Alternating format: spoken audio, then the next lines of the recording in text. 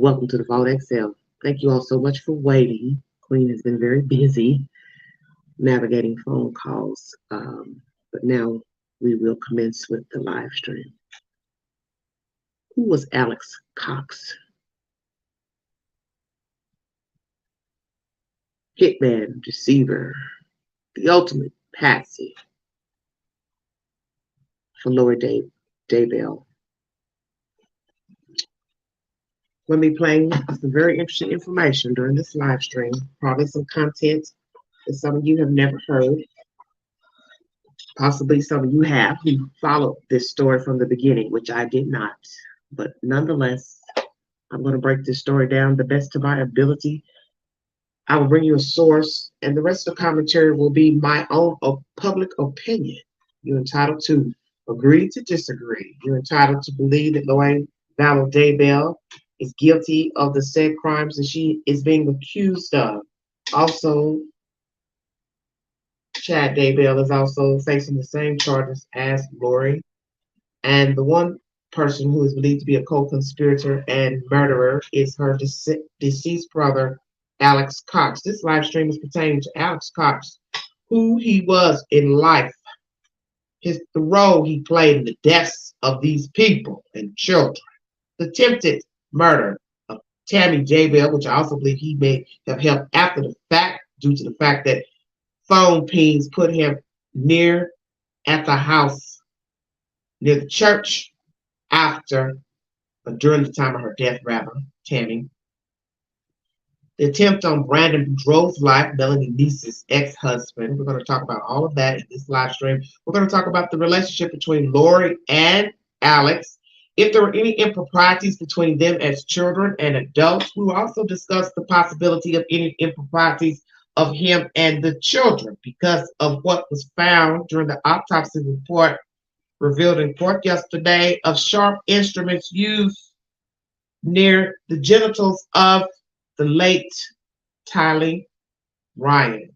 Was there any incestual behavior between Alex Cox, Lori, his siblings, or any of these siblings' children, such as JJ and Tylee?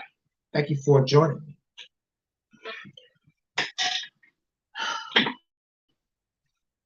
Please go to my community board for said updates and polls. One of the questions that I asked you all a few hours ago: does Lori Vallow Daybell have remorse for murdering her husband, kids, and Tammy? 100% of you said no out of 51 votes. Very interesting.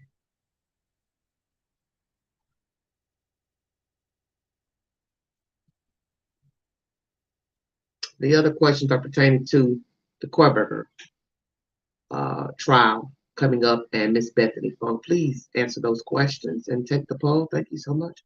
100% of you believe Lori has no remorse for murdering these people. What was the motive for murdering these people? Will she ever admit the truth? Tell the truth of what she did and who all was involved and who did what?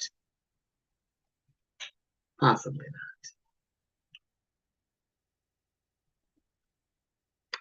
Very baffling information. My Wi-Fi is acting up. Lord have mercy. Just when I would go live. So I can bring you all this information. Hello, Joelle. Hello. You said what? Thank you all so much for joining me. This the devil's been busy since last night. Ooh, mercy. Doesn't want me to have Wi-Fi at the new place of my choosing.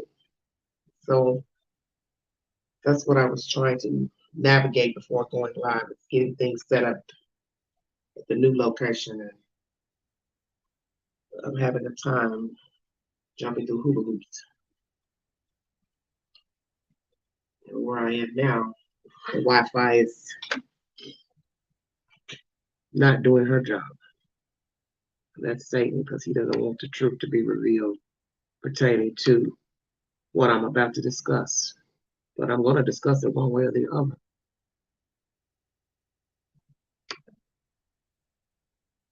As we say in the street, the devil can't have it all. No, he cannot. Let's see if my Wi-Fi will pop up and let me jump in. I don't know why it keeps connecting to this other Wi-Fi that I keep disconnecting from for some weird reason. I don't understand.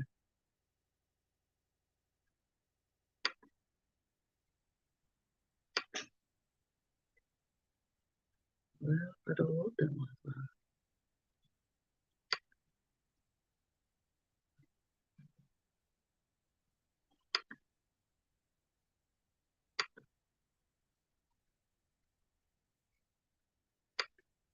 Who the devil is all up in my computer?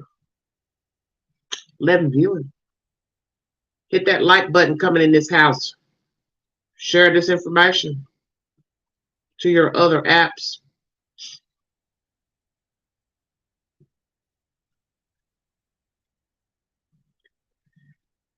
Ooh, I don't know what's going on. She just don't want to act right. Old video showed Joseph Ryan with a previous husband of Lori with suspicious death and which may have been discussed in past. Well, Adrian, I was thinking that anyway. I don't think they were together when he died because that was mentioned in commentary I brought last week. I don't think they were together when he passed away because that was 18 when he died. So that's been a few years ago. She was already married to Charles.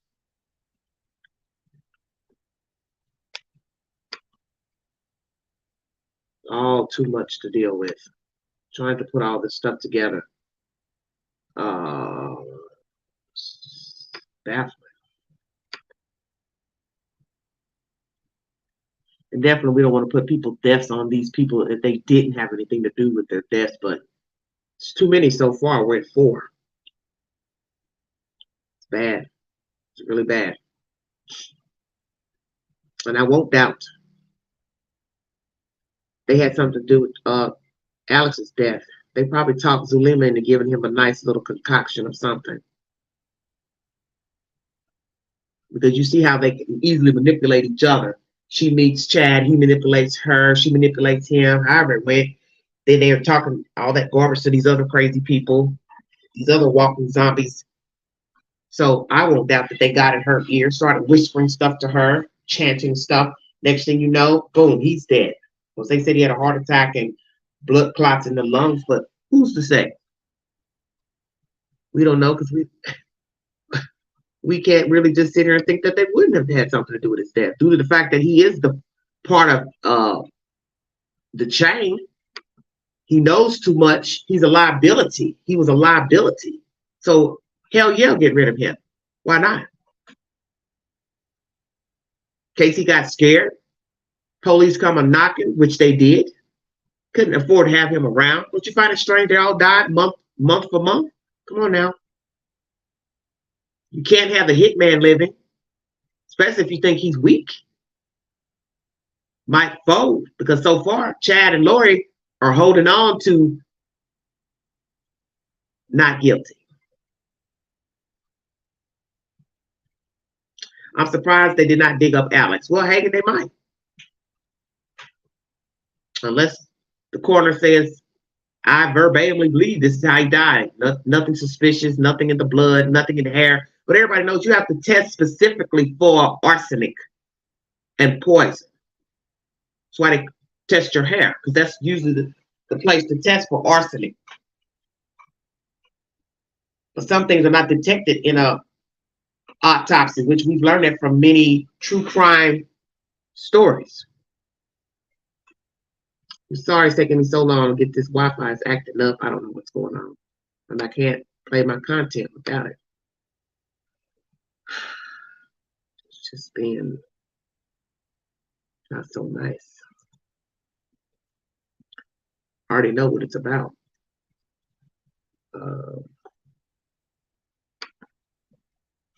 The devil, he don't want me to talk about his friends, but I'm going to talk about them.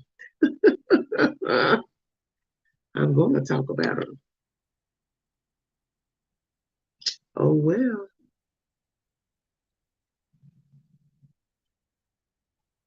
Hold on, you guys. Trying my best. Get in here. I don't know why I keep getting booted out this Wi-Fi for some weird reason. Strange. They don't offer good service where I'm staying right now.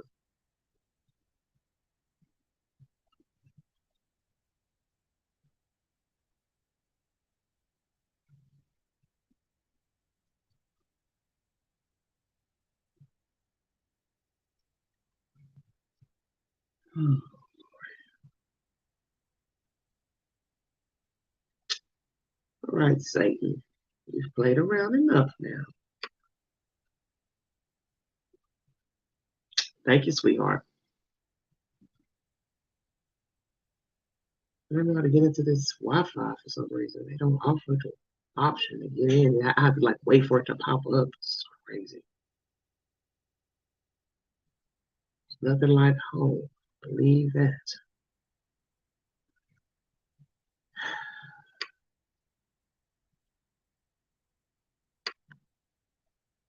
Let's see if I can sign in or something.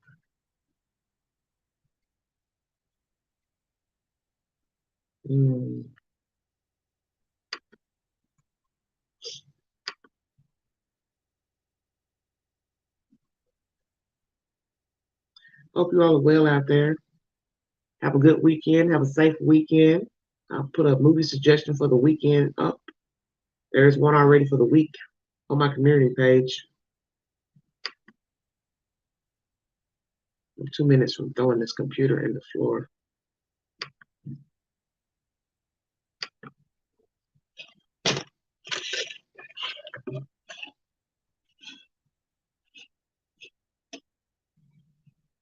I don't know what's going on. I won't show up. It's crazy.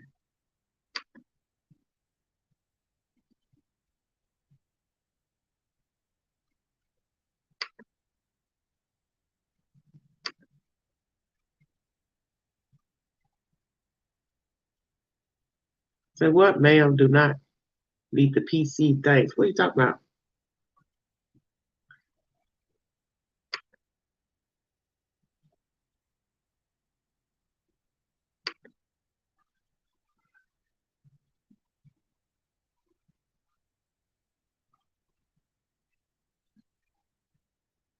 Gasoline. And then when you look at these pictures of her and her kids, it's just even more disturbing. Like, what a joke. What a joke. Disgusting. Mentally ill, diabolical, all of the above. Anybody believing in all that past life stuff? You're entitled to your opinion, but usually people like that are detached from reality, as her mother told one of the siblings. She's not hurting anybody.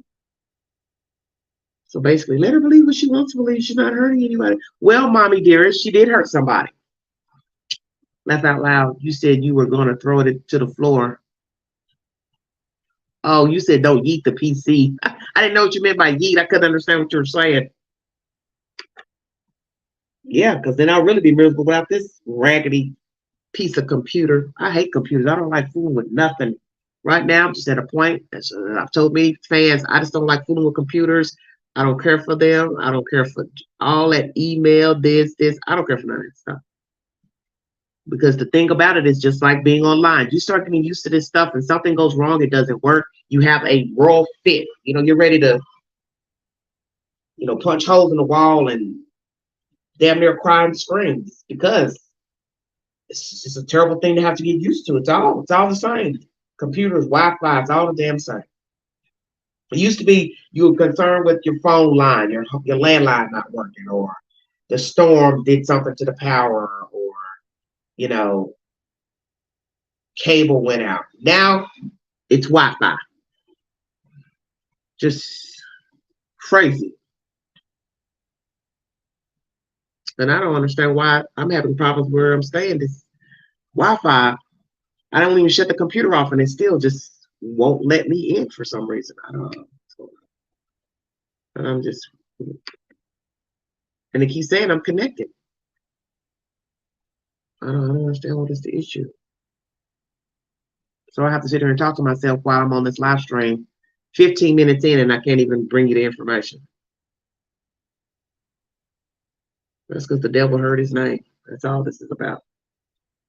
So that's usually how it works.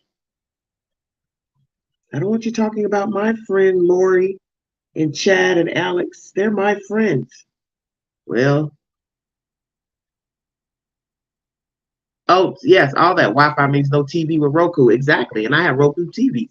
So you're right. You'd be going back trying to watch DVDs. And I got a lot I'm trying to do because I'm going to be very busy tomorrow. So I know I won't be doing any live streams tomorrow. So I want to try to get all the lives out tonight because tomorrow I've got to unpack and do a bunch of stuff. So I'm going to be like very exhausted the entire weekend. I'm going to, setting up house and all that stuff. So I'm just want to do everything today and get it over with. And this Wi-Fi here is acting a monkey's tail. It keeps saying I'm connected, but won't let me in for some reason. I don't know. Maybe I should disconnect. Let me see. Then reconnect.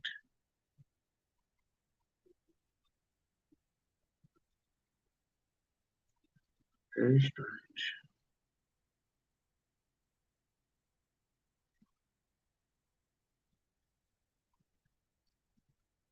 Oh well.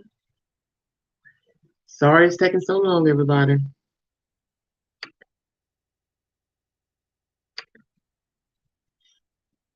This is baffling to me.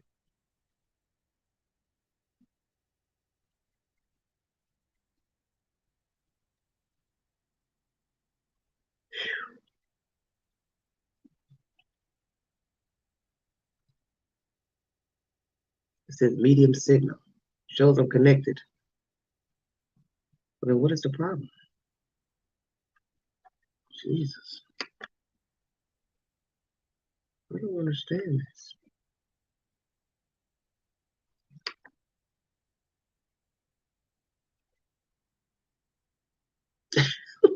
I'm so glad you're so calm. You're not the one running the live stream with people waiting to hear what I have to say and hear the information. This is just buffoonery. Come on, sweetie. Darn. She is just not happy. Oh.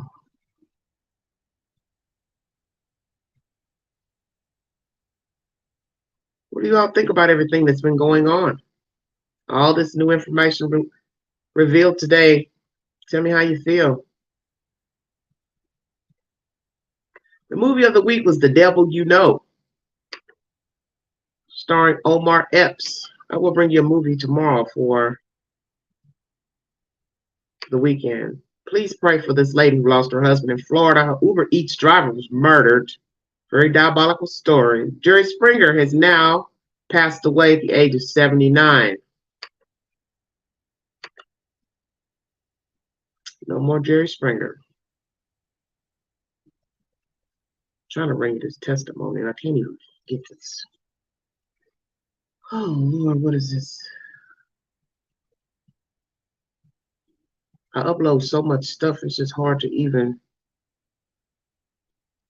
get it together. All right, here we go. Let's see if we can play this. This commentary is pertaining to Lori Daybell's brother. This was uploaded a year ago.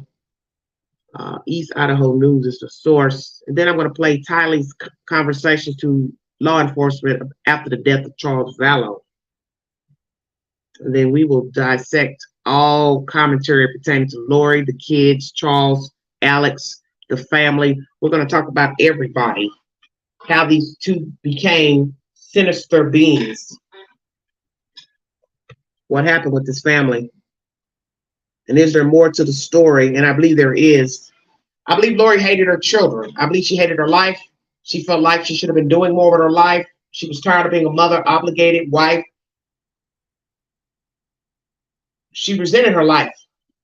That's why I said I believe there's more to the story than just rhetoric, greed. It's a combination of things because you have to have some type of resentment. You just don't wake up and kill your kids, especially a 16-year-old. That girl was almost grown. I just refuse to believe it's all about zombies and apocalyptic, uh, the end of the world, Jesus coming. He chose me. Okay, he chose you. So why would you kill your kids? You killed your kids because what? What does it have to do with you being chosen? Oh, you couldn't carry the children with you? This was a grown people's only travel plan. We'll see. And obviously, I was assigned the death investigation. I'm just trying to get, I guess, any type of insight that you might have. Listen carefully. Yeah. So, yeah, there's a lot there. About maybe a year or two ago, Lori started reading some books and near-death experience books, and started saying some weird things. Yeah, I don't know if you know a lot about the LDS religion, but we're LDS, and so she started, I think, listening to podcasts and some people who were LDS and now have been excommunicated from our church. Okay. And so she started following them, and then she started saying some really weird things. And my son moved there and was living with her and Charles, and he heard some of the same weird things that I did. And so some of those things were that she, talks to Jesus in the temple, and she's married to Moroni, and she's not married to Charles anymore, and that she has a higher priesthood than the rest of us. Just some things that were alarming to me. And because I told her that I thought those were alarming, and she goes, "You think I'm crazy, don't you?" And I was like, "I don't know if you're crazy, but none of that makes any sense to me." And after I told her that, she cut me off, and me and her were closer than anybody in the family. And she just stopped talking to me altogether. I haven't talked to her in over a year and a half. And then she cut off some of my family from communication as well when they thought that she was saying some things, and she just went off into some other tangent. And so she's with another group that is called Preparing for the End or something like that. But the things that caught me that were shocking was her telling Charles that Charles is dead, and she knows that there was another guy named Ned that was living in Charles' body, and he was an inch shorter, and that Charles couldn't fool her anymore because he was an inch shorter. It was really alarming to me that she said Charles was dead and that some guy named Ned was living in her body. She talks about people having dark spirits that she can see, and she knows who has dark spirits and when there's dark spirits around. Just a lot of crazy stuff. And so when I told my family, I was like, "Look, I'm really concerned about Lori. I think she needs to go to a psychiatrist, or something needs to be had." And my mom and dad had told me, they said, "Well, she's disconnected from reality because that's the only reality that she feels she can live in, and she's not hurting anybody." And when they told me that, I was like, "Okay, well, maybe I'll just stay away. I won't try to confront her," because Charles, for about a year, or after they got divorced or going to get divorced, called me and saying, "I'm telling you, your sister has gone off the deep end." And I said, "What?" So he told me all the things that she had told him, and he would just call me sobbing, crying because he didn't have the same wife anymore, didn't have the same Lori. And my whole family cut him off because Lori told them, "Do not talk to Charles." And I was the only one that took Charles's phone calls, and I live in Kansas. And I felt bad for Charles. And so I Circling. Sorry about that. Here we go. Oh, this is going to be a long live, I see. Sorry about that, you guys.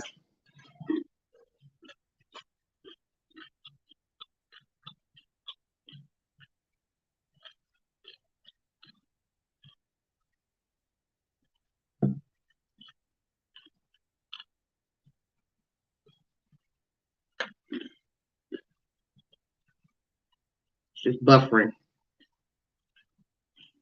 So what do you think of what he has to say? This is content from a year ago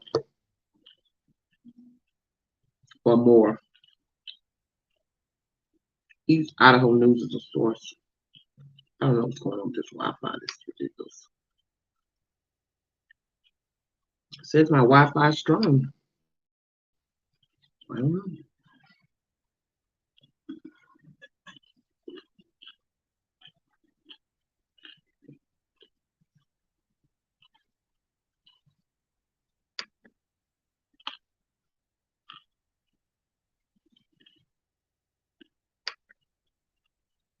See, the devil don't want me talking about these people.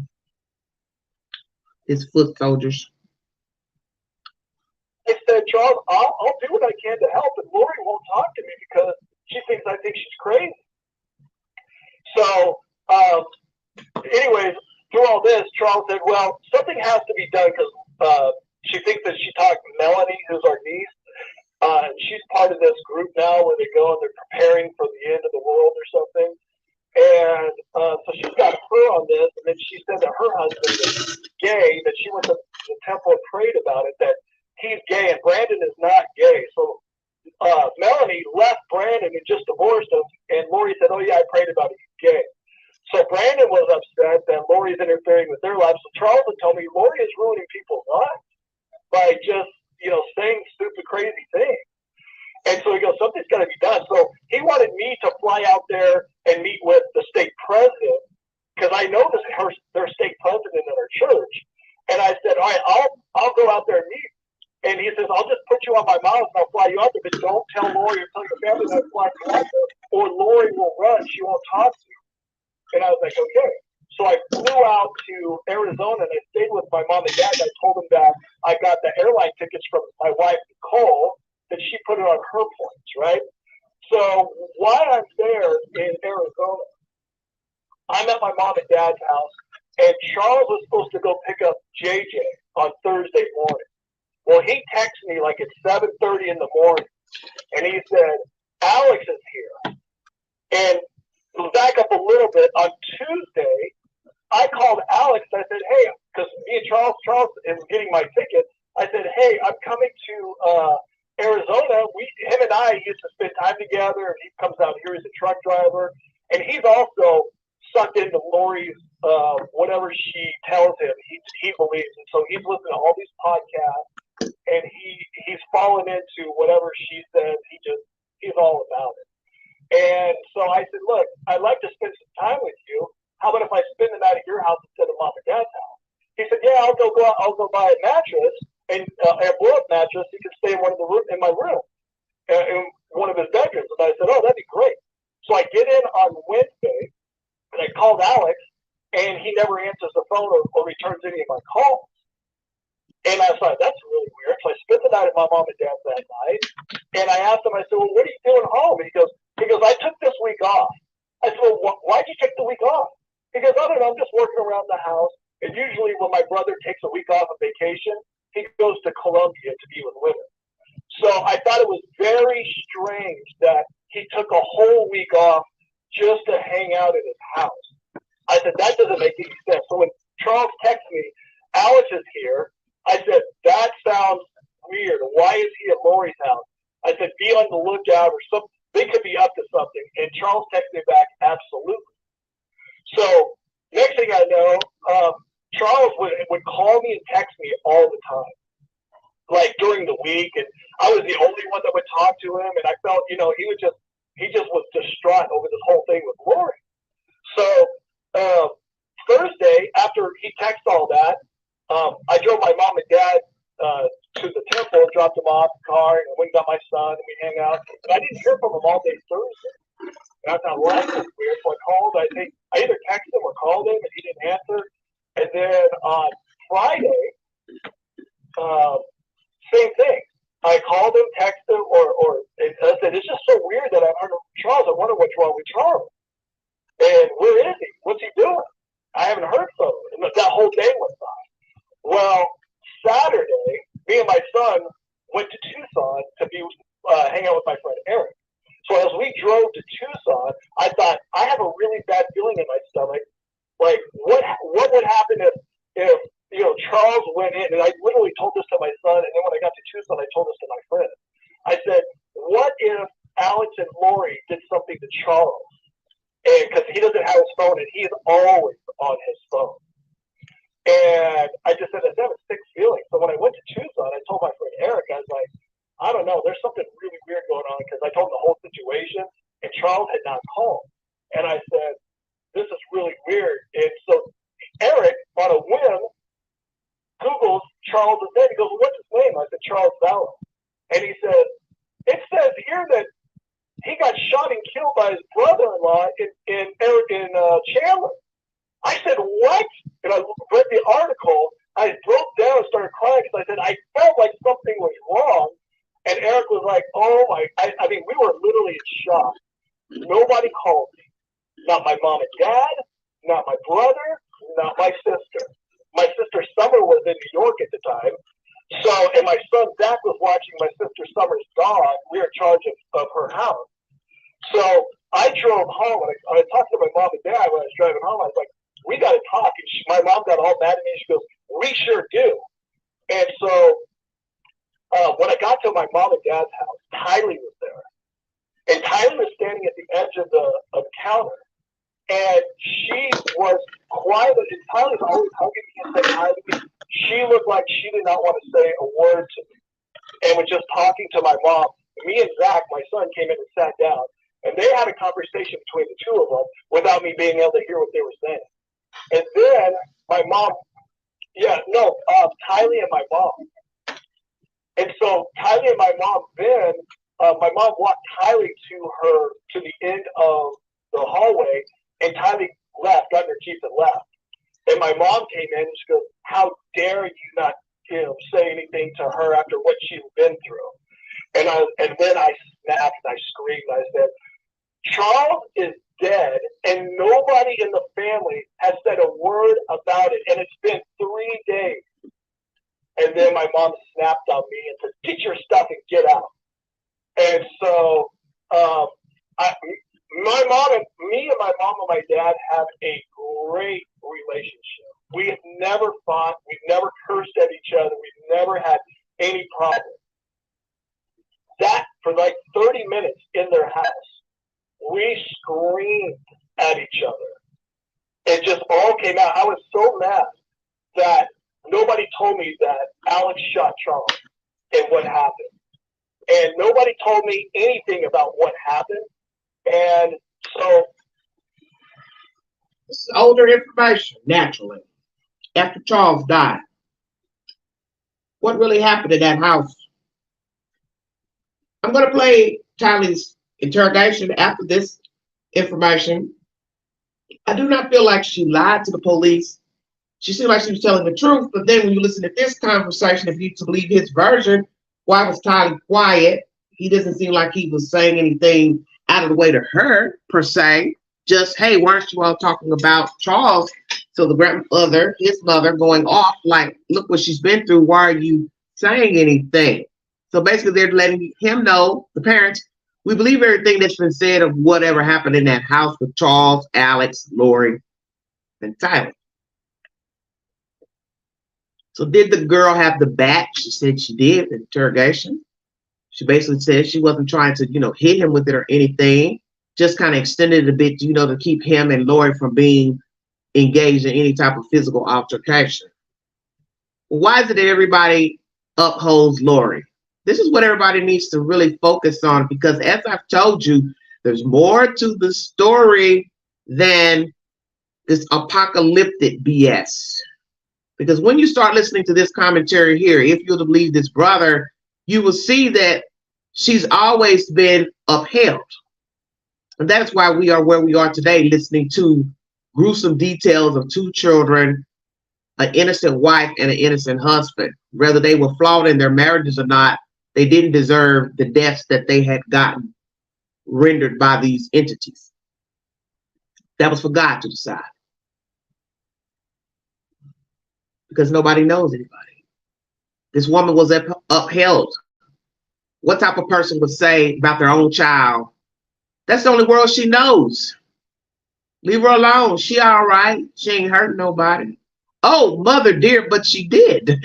She killed your grandchildren. So you got to take that back. She was unraveling right in front of you and you didn't even notice. Because that's what happens with people. You don't think the worst, such as murder. You just think they're off a bit. They ain't taking their medicine. They need medicine. They need a therapist. They need Jesus.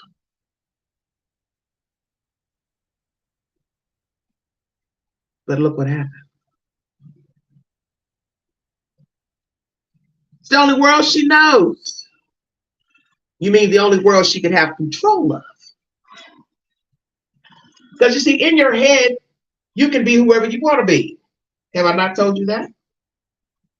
In your mind, what did I tell you? You can be a butterfly, a ladybug, an airplane.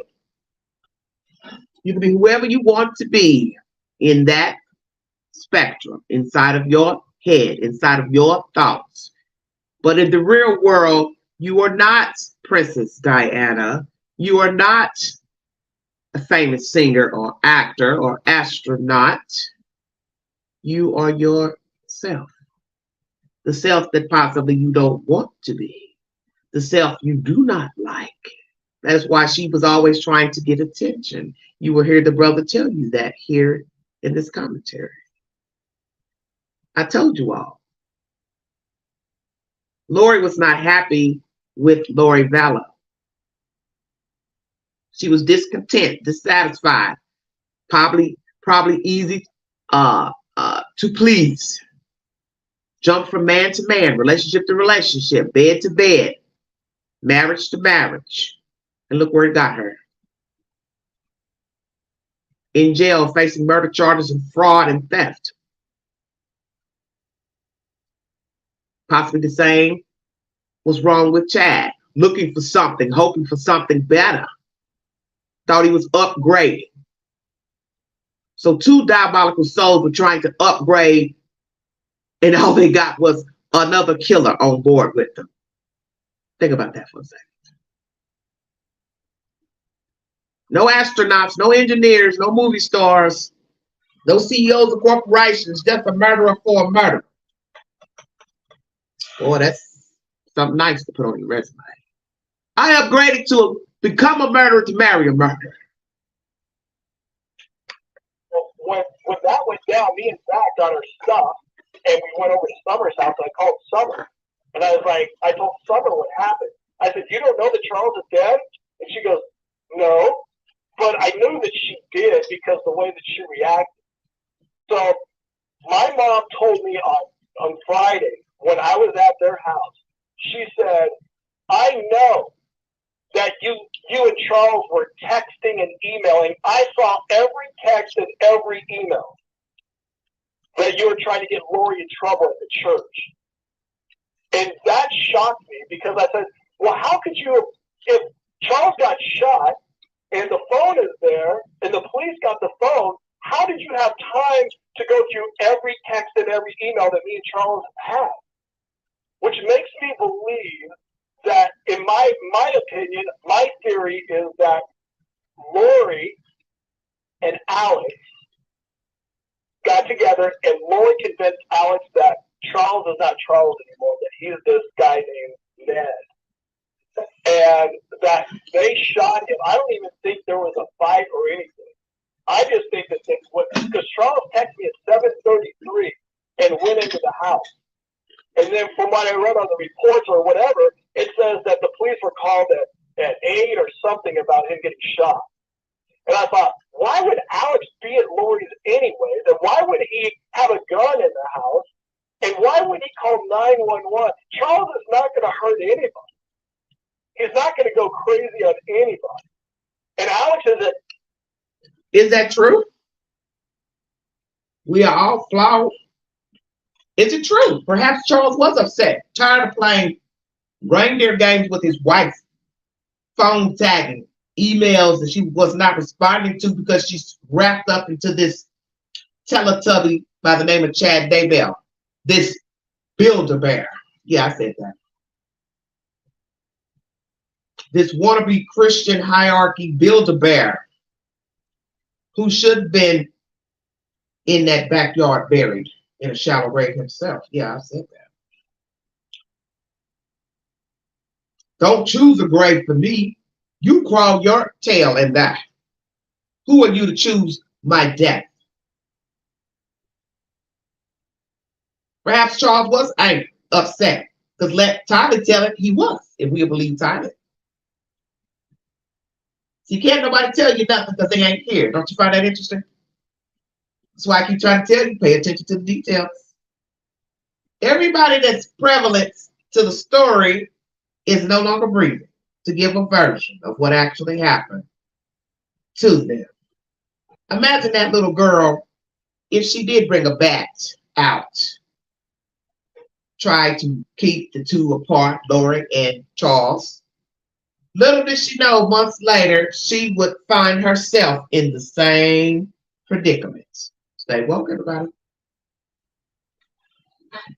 And you think she didn't think about that while they were doing whatever they were doing to her to murder her?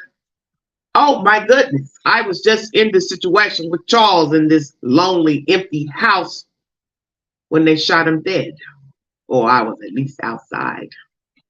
That's the version you're going to hear from her. She was outside with JJ. Or outside, yes, when Charles was shot. Imagine that. Pitting family against family. Parents falling out with this brother here. Charles whining and crying to this brother. Upset that his wife won't respond.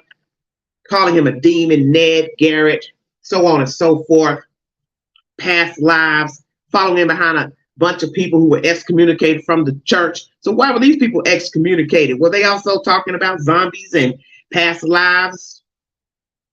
Preparing the people group she was a part of. Gathering all these people to hear what the great Chad had to say. Seeing dark spirits.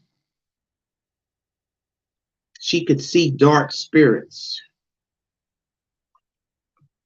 Very interesting. But what's funny is the parents saw signs that she was disconnected. So that makes me believe that possibly they knew something was wrong with Lori before she started talking about past lives and then that other mumbo jumbo that Chad was putting in her ear. When did these people realize Lori was not well? I'd like to know. Lori telling them not to talk to Charles. Don't talk to him. He's crazy. He's a demon. They believe in it. Summer, who went and broke down in court this week, we now hear this information that this brother says, hell, she knew too. Charles was dead. Ain't nobody called him, tell him nothing. Why? Because he's the one that seems sane in the group. So we're not going to call the one that acts like they got some sense. Alex running off to Colombia on his time off from work to be with women. This is where I told you earlier in the live stream that I believe that Alex was oversexed. Who takes off of work to hook up with women in a foreign country? And we already know that in these places they have poor health care. More than likely the people are not on birth control or using condoms. I think you know where I'm going with that. So this man would take off from work, I don't know what kind of work he did, to go sleep with random women in a foreign country where God knows what type of diseases and HIV and AIDS is passing around. Stay woke, everybody. Very interesting. She getting in her niece's relationship, telling Melanie, oh, your husband's gay. So next thing you know, she leaves her husband. Why? Because Jesus told Lori he was gay. Well, Jesus has a lot of talking. So Jesus says, well, it ain't really none of your business, Lord, but I think Melanie's husband is homosexual. And she couldn't wait to go back to tell Melanie what Jesus said. Let the church say amen. So see, Lori really thought she had a gift. So what we should ask Lori is, well, Lori, since you know so much about everybody's business, see if you can get yourself out those handcuffs and out of that jail. We'll wait, because that will be a nice magic trick.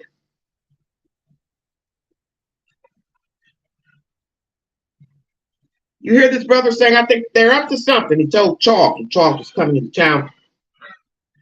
And little did he know, this brother and Charles, that his death was imminent and on the horizon, that they were planning something, Alex and Lori. And why wouldn't these family members tell this brother about the death of Charles? And the fact that Tylee was in the house, wouldn't speak to him, wouldn't talk to him, then she left out after consorting with the grandmother in the hallway. So now you're starting to wonder what really was said in that house when he went to his parents' house. And is it because maybe Tylee felt guilty about what happened? Because you're going to hear her talk about that later. She wasn't trying to do anything to Charles. She was just trying to de-escalate a situation that could become violent, as a few times had happened before with Charles and Lori. Great relationship with his parents, but on this occasion, Lori had the upper hand and the favoritism. Mother told him to get out. Now, is that any way to treat your children? Your golden boy? No, it is not. He's an expert shooter. He's got tons of guns that goes shooting all the time. He knows how to kill somebody. And he shot 2 shots to his chest to make sure he wasn't dead. And then, or to make sure he was dead. And this was my theory. Yeah. And then try to cover it up by trying to do mouth to mouth. Who does mouth to mouth after someone tries to kill you and then you shoot them? I mean, there's so many things that, there's so many red flags that, and I don't know if you can, there's proof of anything, but did Alex get hit with a baseball bat? He had the injury to the back of the head. Now, he alleges it was from the baseball bat. You know, I can't prove one way or another right now whether or not it was, but he alleges that Charles hit him in the back of the head with a baseball bat. And so, did he get a concussion, or did he go to the hospital or stitches? No, with the punch in the back of the head, he did not go to the hospital. We brought him back here and interviewed him, and then, not having any reason at the time to hold him, released him from that. The reason that I'm positive they were able to see all of your texts and emails is because Lori had Charles' phone, and we had to get it back from her. Shoot a couple hours after. Let's talk about that. Superficial wounds on Alex's head. Charles was proficient in sports, so if he was so angry, as Tylee said to law officials, he probably would have beat the brakes off of that man, and Alex would have been severely injured or dead.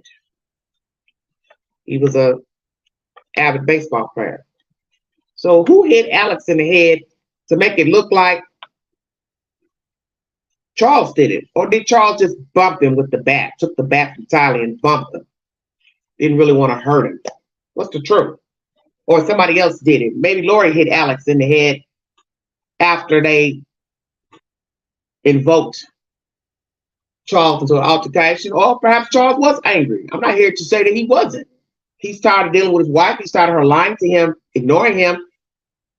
I can't say that he wasn't right to be angry with her and maybe walked in the house, started talking crazy to her, like, hell, what's your problem? I've been trying to reach you. I've been trying to deal with you. You're ignoring me. What's the deal? I love you. I care for you. You're ignoring me. Who's to say? You can't tell a man he can't be angry about wanting his wife, but at some point he should have known to fold. And at this point in the month of July of 2019, Charles should have folded, but he didn't, because this is what happens when you care about people and you love them. You keep holding on. But look what happened. He ended up dead. He ended up dead. And shortly after, the children ended up dead. Tammy ended up dead. And at the end of 2019, the hitman, Alex, he ended up dead. How ironic. How ironic. When the mother was going off on her son, who's speaking here in his commentary, I saw what you were doing, trying to get Lori into trouble with the church, because, Charles was always talking about outing her. And one would be wondering, out her to whom? Who would care? Oh, the church. You can tell the church, tell the friends. constituents. So we obviously believe that's true. Charles is going to add it to the church. So the mother is proving it by saying, you're trying to get her into trouble. So she's read the text messages. But like he said, how would you know what we've been talking about if this man is on the ground dead and law enforcement has the phone? Because Lori went through the phone before calling 911. 40 minutes. Charles is lying down dead while Lori is running around the Burger King in this place reading text messages and emails. So that's how she knew what they were talking about. She went in Charles's phone. Now, it's one thing to go through a man's phone while he's living, but imagine going through a dead man's phone. See all these not so nice things being said about you. She's crazy. She this. She's that. She's ignoring me. She's messing around with this Chad guy. Blah, blah, blah. And then she runs and tells her mother, they're trying to do this to me. They're trying to tell the church on me. They're trying to get me in trouble. They're trying to get Chad in trouble. Lord, you are already on your way out of the church because you're already hanging with people that's been booted out of the church. So you can't really say that you believe in what the church was talking about because you're hanging with people who were kicked out. Now, I'm not saying the reasons they got kicked out were right because I don't know anything about the Book of Mormon or Mormonism. Don't really care. But you were already on your way down into the abyss. You're on your way. You're there now. Alone, lonely, by yourself. As those were the same words you told Summer in jail. I had to move on. Yeah, right, after killing your kids, exactly. Wasn't that the purpose of moving on? Was to get rid of the kids? No baggage, no claims, no divorce papers, no court proceedings, no being embarrassed by the church. Ting. Nobody gossiping about Charles left her. She wasn't a good wife.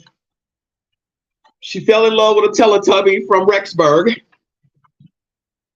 Thou shalt not gossip about our friends and family. So you would rather concern yourself with what people are thinking about you versus plotting a murder and exacting murder of innocent people. I'm utterly confused. But this is what happens when a person becomes diluted in their thought process and following in behind other people's thought processes. They become disillusioned with the real world. And her own mother said it to the brother. That's the only world she knows. So this goes back to my ultimate question. How long has Lori been living in her delusional world? After she was released, so she had time to go through his phone. But my mom knew about this on Friday. Yeah, but they had Charles's phone when she left.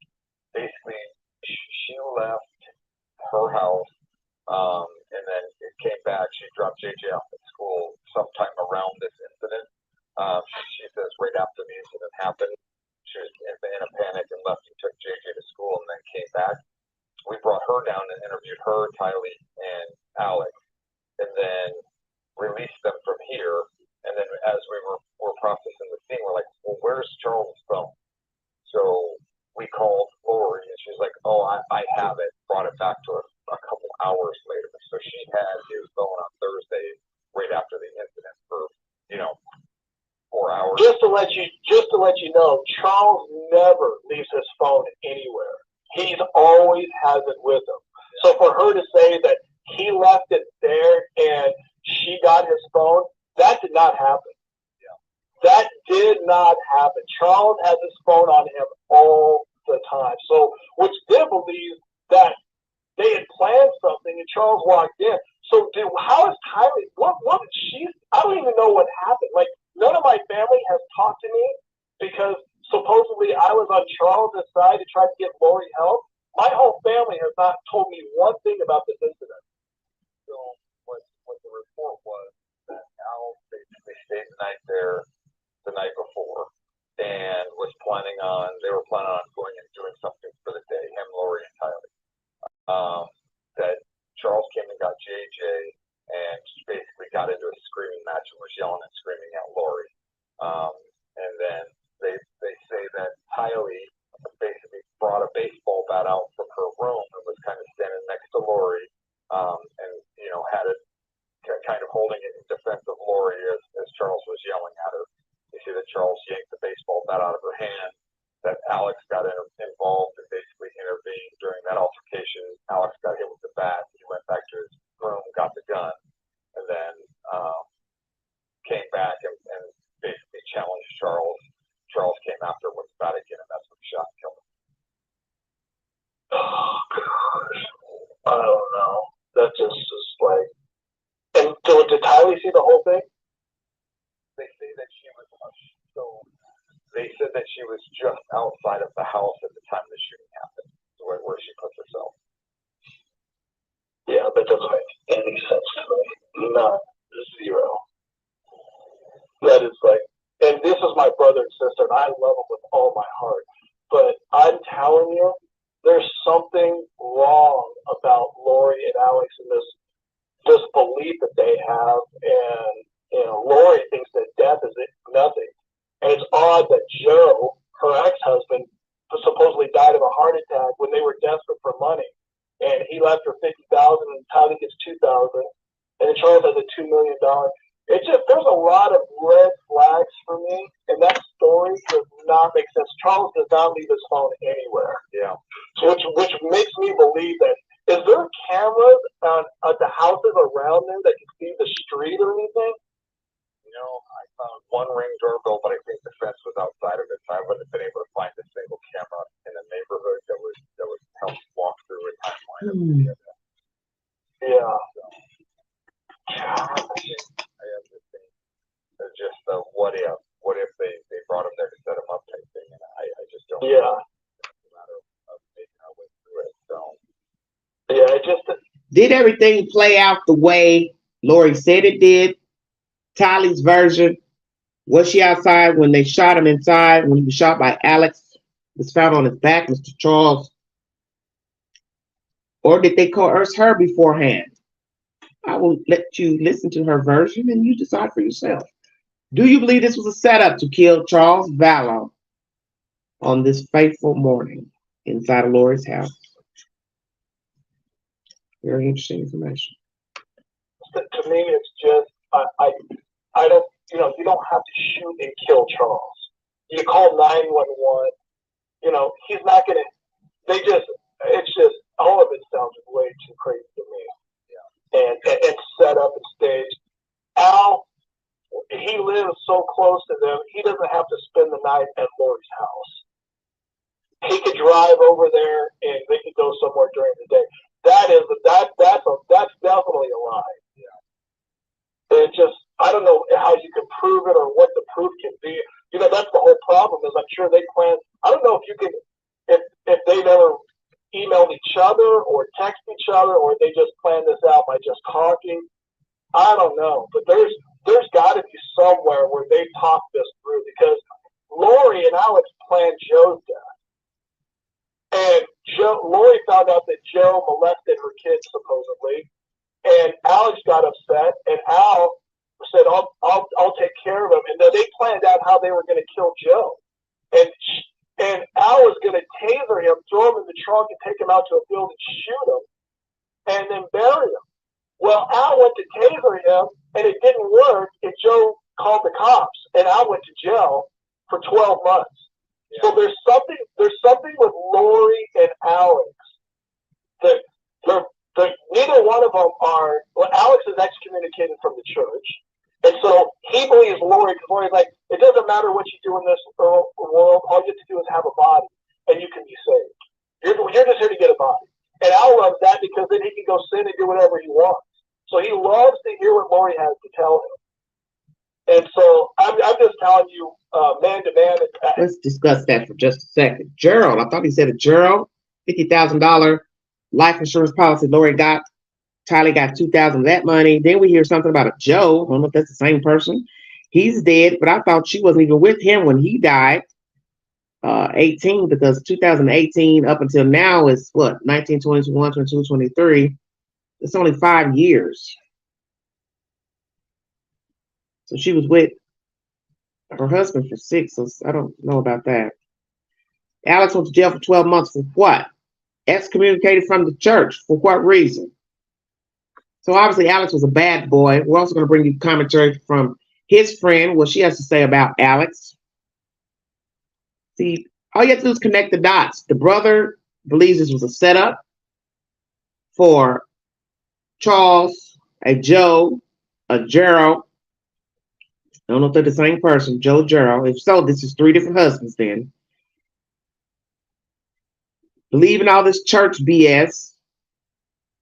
You're also going to hear commentary from this woman who's the friend who said he was threatening one of the husbands and wanted to post his information in jail on a postcard. Told her to put the information on a postcard. You're going to hear that later.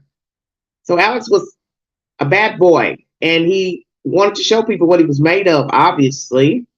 So what type of crimes had he committed in his life before dying? What was his obsession with his sister? There's nothing wrong with wanting to protect your brothers and sisters, but what you have to ask yourself is, how far am I willing to go in protecting my family? Some people will say, I'll catch a murder charge. I'll catch an assault charge. I'll take the blame for something they did. Why? You willing to go to prison for murder? Because in the end, I believe we already know if Alex was alive, he would be up on the chopping block with Chad and Lori. We know that. That's why I think he was quietly put down like a rabid dog. And it's sickening to hear this brother believe that she killed her other husbands. 5 husbands. So this is why I think it's funny that she and Chad were linked up. If you are stupid enough to conspire with a person to kill another person, you don't think that other person would kill you? Think about that for a second. I'm going to get with you to kill my kids, my husband. I'm conspiring with you to kill your wife. We know about all these dead bodies piled up, buried, and neither one of you are going to sit and think logically to yourselves, what if one day I am a victim? See, this is where Chad and Lori are equally stupid. You both got together to kill all these people, and you don't think that neither one would turn on the other one down the road? My. You all are very confident in your love for one another. And Alex had to have known. Hell, I'm sitting up here burying kids. I'm killing kids, suffocating kids, cutting one in her private parts. Trying to believe Alex did that to his own niece. Why wouldn't these two conspire to kill B? Ding, ding, ding. He's dead in December. Do the math. These are some very gullible people. And I love my family, but Justice, and poor Charles, he didn't deserve to die at all. He was so upset about the way Lori was doing that, and so the way that she changed, the things that she said, and the odd behavior, and just I was the only one that would sit and listen to him cry and be upset about it, and everybody listened to Lori and my family they shut him off. He couldn't talk to anybody, and he paid for everybody in the family. He paid for everybody's phone. He bought cars. I mean, even my mom and dad. And it's just odd that my mom sent my wife a text on Friday. She didn't tell us that Charles was dead. She didn't tell us anything was happening. She knew that I flew out there on Charles's points, and she sent a message to my wife going, "Thank you so much for sending Adam out here using your points to fly out." Why would she say that? I think my mom knows something, and she's trying to cover up for those two. And Tylee definitely has to know something, and it doesn't make any sense that JJ's in the car when this whole thing happened. And after you shoot somebody, you get in the car and you drive to take him to school. Yeah. And you probably know this. I share them with you. Yeah. I share them with you. So. And I don't know if you've seen the email that Charles said, but he talks about all the crazy things that Lori has said, to him. A copy of an order of protection petition that he got that outlined some of those allegations. Yeah, and he went to our stake president, and there's a lot of stuff. And then I guess they had $10,000 in cash somewhere for an emergency, and Lori took 7,100 out and tried to blame Charles, and said that he took it. And I don't know. I just feel like they're trying to get Charles's. And I don't know. Charles tried to get a divorce from Lori, and she disappeared for 58 days. Nobody knew where she was. Not her family. She didn't tell anybody in her family. She didn't tell anybody because she didn't want Charles to actually divorce her. And I think it's because she wanted to keep that policy alive. Yeah. And so that just all the behavior is so strange that nobody in the family, not even her daughter, knew where she was. She was in Hawaii apparently this whole time. Yeah, and Tylee was staying with Alex at the time, right? Yeah. So those three are thick as thieves, but I bet you. Well, at one point, it is said that she did take Tylee with her out to Hawaii because that friend, not Melanie, I think, but the other girl who testified, said that she did bring Tylee out there with her, but sent her back to Arizona. So I don't know how much of the truth that is, that Tylee at one point went out there to Hawaii with her, and then she sent her back to Arizona to live with her aunt. But all this flip-flopping around with the family members turning on this one. One minute they're upholding her. Then Lori's not telling them nothing when she went on this hiatus in the beginning in January, February, March, because obviously she didn't want Charles to find her. At this point, she's just moving around, I think, trying to make provisions to get out of her marriage. So she's trying to set up shop and see where she can go. So at this point, first of the year 2019, Lori's already mentally out of her marriage. Charles is holding on by a thin thread. Lori's gone. So I don't know what Chad said to her for her to become so enamored with him and eventually plot the deaths of these children and Charles, try to kill Brandon, killing of Tammy. But she was hook, line, and sinker, sadly, pathetically. She was. And I don't think her daughter was on board with how she was trying to live. I think there were issues between she and Tylee. Because what child would want to be moving around? And if she loved her mother, she's going to want to see her. And she's probably wondering, well, why am I going to stay over here? Why are we going over here? Why are we going to Hawaii? Why am I going back to Arizona? She had to ask her mama, what's going on? What are y'all going to do? And maybe there wasn't a good relationship between Tylee and Charles. So is her version the truth that she tells to the police? You're going to hear that later. We're going to chop all that up. Tylee could break if you got to her. I don't know what she would say, but gosh, there's something that's really wrong about that. Yeah, I like I said, I have a lot of concerns, and I've been going through. Like, I have Charles's phone now, so I've been going through the phone because he said that he was going to record his interaction with her, but there wasn't a recording. So I don't know if they deleted it or if they didn't actually run the recorder. I don't know. Is there a way to get deleted messages or deleted things or no? Or some of them, but yeah. His phone, like you said, he was on it all the time. His phone's 80 gigabytes worth of data. Sounds like a cop talking. That this is just so. Sometimes the way they talk, they made it seem like the people are still alive.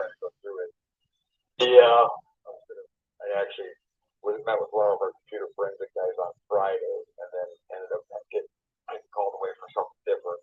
But he could find like something that I might be missing in the download. See, he had to be dead at this point. Yeah.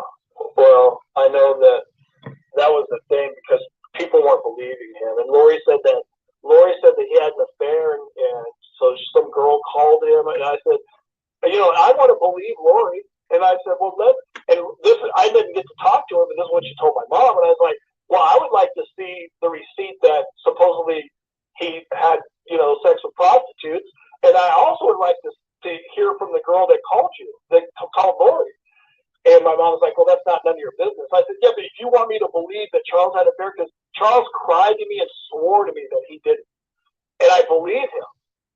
And maybe he's lying, I don't know, but the way that Lori has been telling fibs and crazy things out of her mouth, I don't believe one thing that comes out of her mouth. Yeah. So, was Charles having an affair? Was he sleeping with prostitutes? Still, if he was, he didn't deserve to be shot like that, set up. She could have just checked out of her marriage. But her image was more important. That's the reason why they set up the killing. Did she message him to come over, or he was already coming over? And like I said, he was just angry, went off, jumped off. I don't know. It wasn't there. But for our brother to sit here and say she may have killed her other husbands, that's deep. That's real deep. And perhaps these cops looked at a pretty lady and didn't think no more of it. These guys had heart attacks. They used some type of agent, knocked them off. I don't know. But I find it funny, all these deaths are now being relooked at after somebody deemed them self-defense and one died in her sleep or so, or sick, Tammy. 2 separate locations, one in Idaho, one in Arizona. I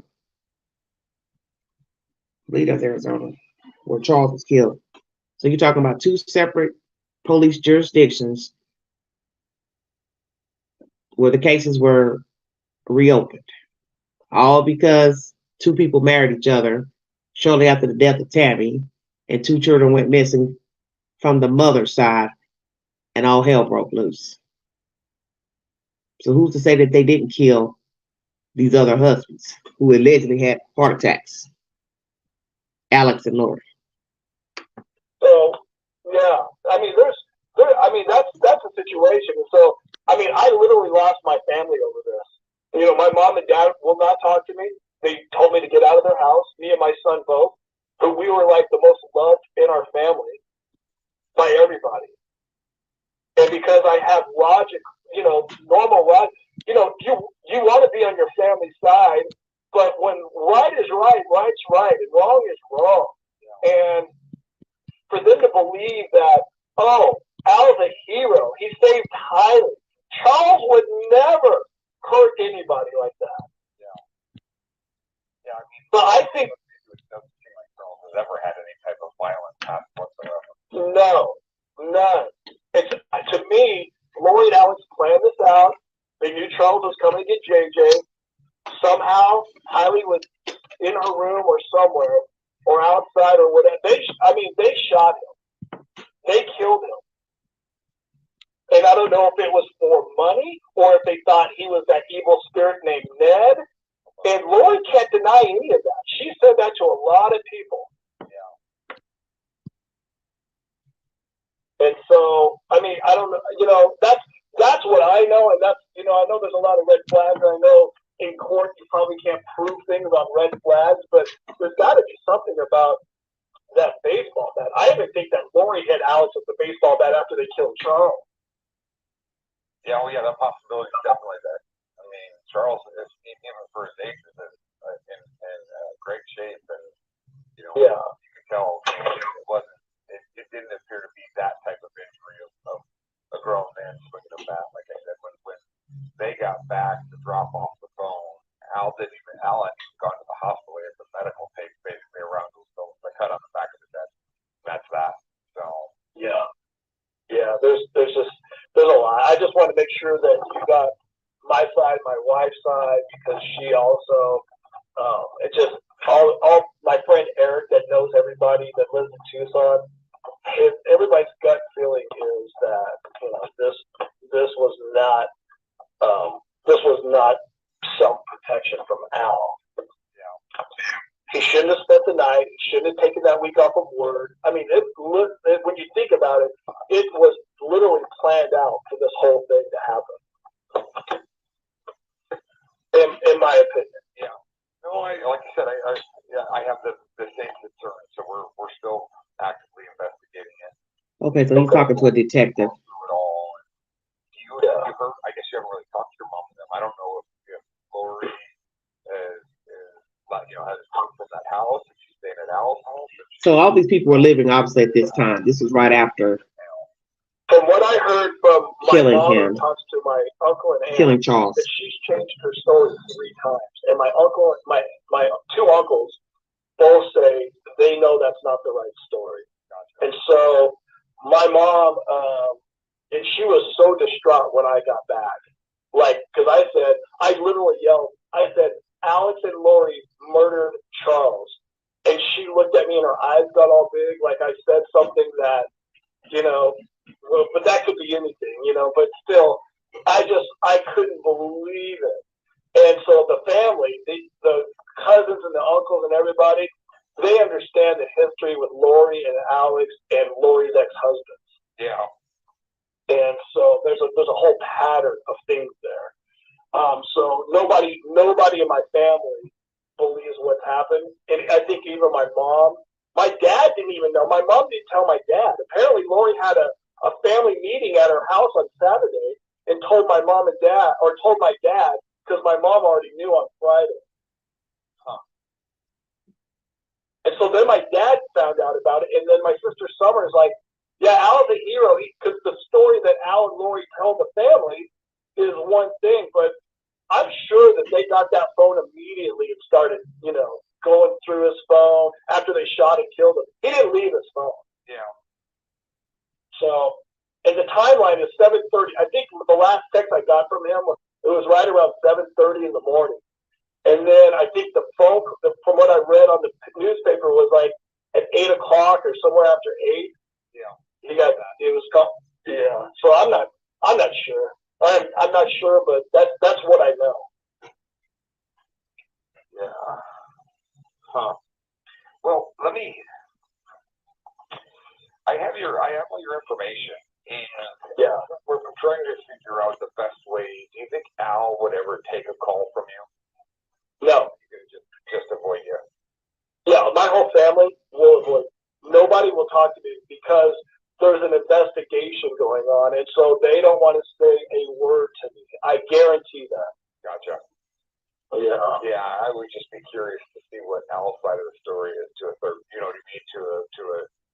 To another party. Yeah. Yeah, I'm wondering. For none of them to tell me anything that happened. Like I just heard it from you for the first time because Kay had told me a little bit about what was said. Because I talked to Charles' sister Kay, and I feel bad for her too. Grandma, correct? Yeah. And she told me that. So I think my Uncle Rex said that Al, after that happened, went to Columbia, or my mom told somebody that Al went to Columbia, and then he came back. Because then Brandon, the one that Melanie's divorcing, said that Al was at Melanie's house on Saturday putting her fans in, ceiling fans in. Okay. He goes, Al's out in Columbia. He's there, so maybe he went for a couple days, or maybe he didn't go at all. And then my uncle said that my mom said that Kay wanted to go fly JJ down for Charles's funeral. And nobody the weird thing about it is that when I was at my house on Saturday morning and me and my mom and dad had a sit down and it was a yelling match and then it got calm and we tried to talk through things and then it got to be yelling again while we were sitting there. Not one time did my mom or dad say anything about how terrible it is or sorry that Charles was shot. They were all like, what a piece of crap trying to hurt.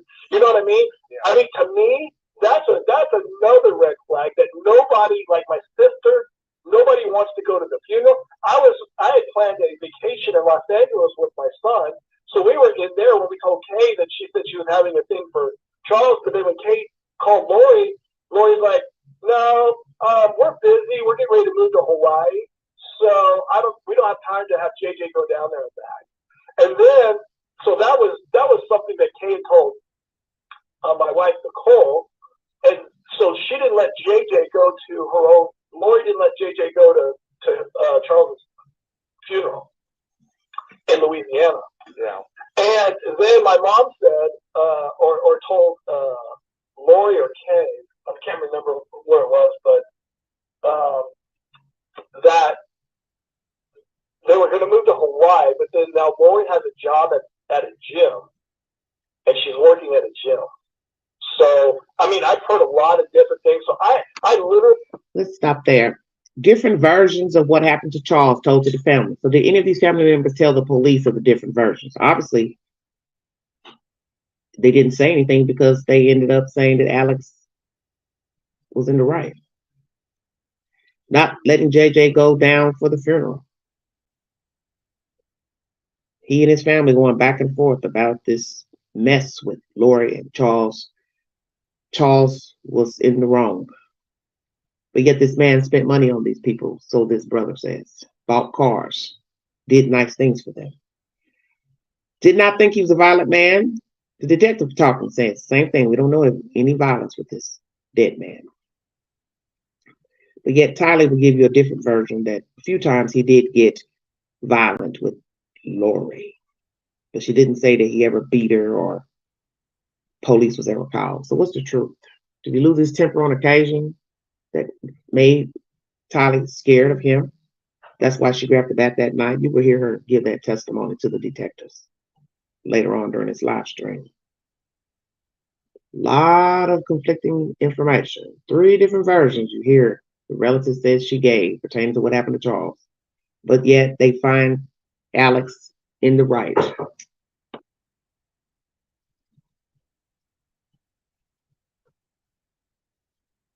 Very sad.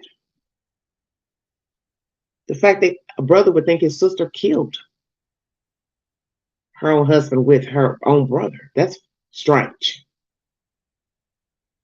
Why would this brother think his sister and brother killed the other husbands? That's pretty deep. A pattern between Alex and the other husband. What's the pattern?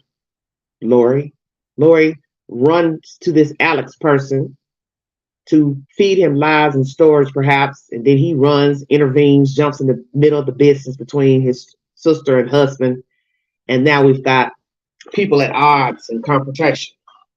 Were there confrontations between Alex and her other husbands that ever got physical? What is his extensive criminal background, Alex Cox?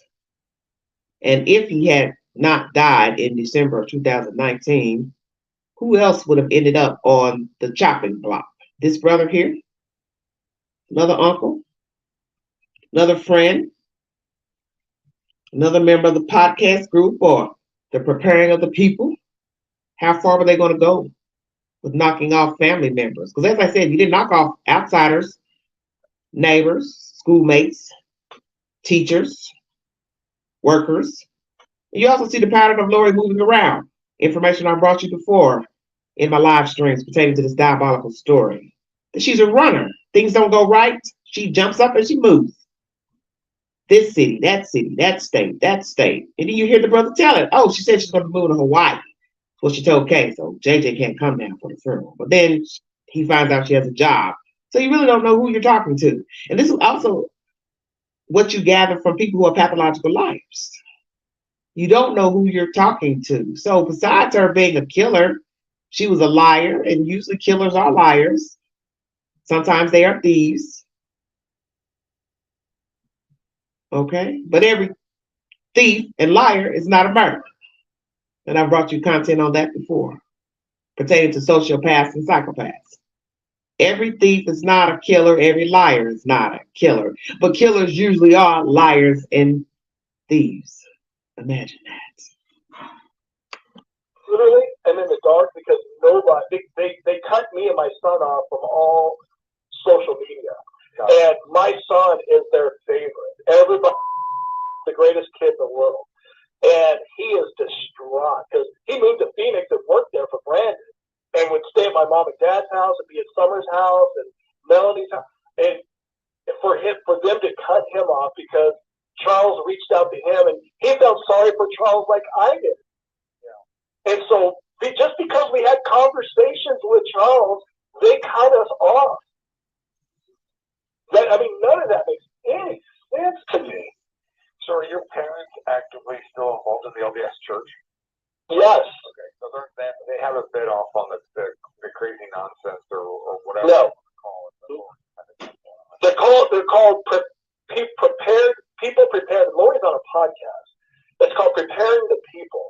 And ever since Lori's been on this 2-year deal of reading these books to be part of these podcasts. The people who are doing the podcast have been excommunicated from the church.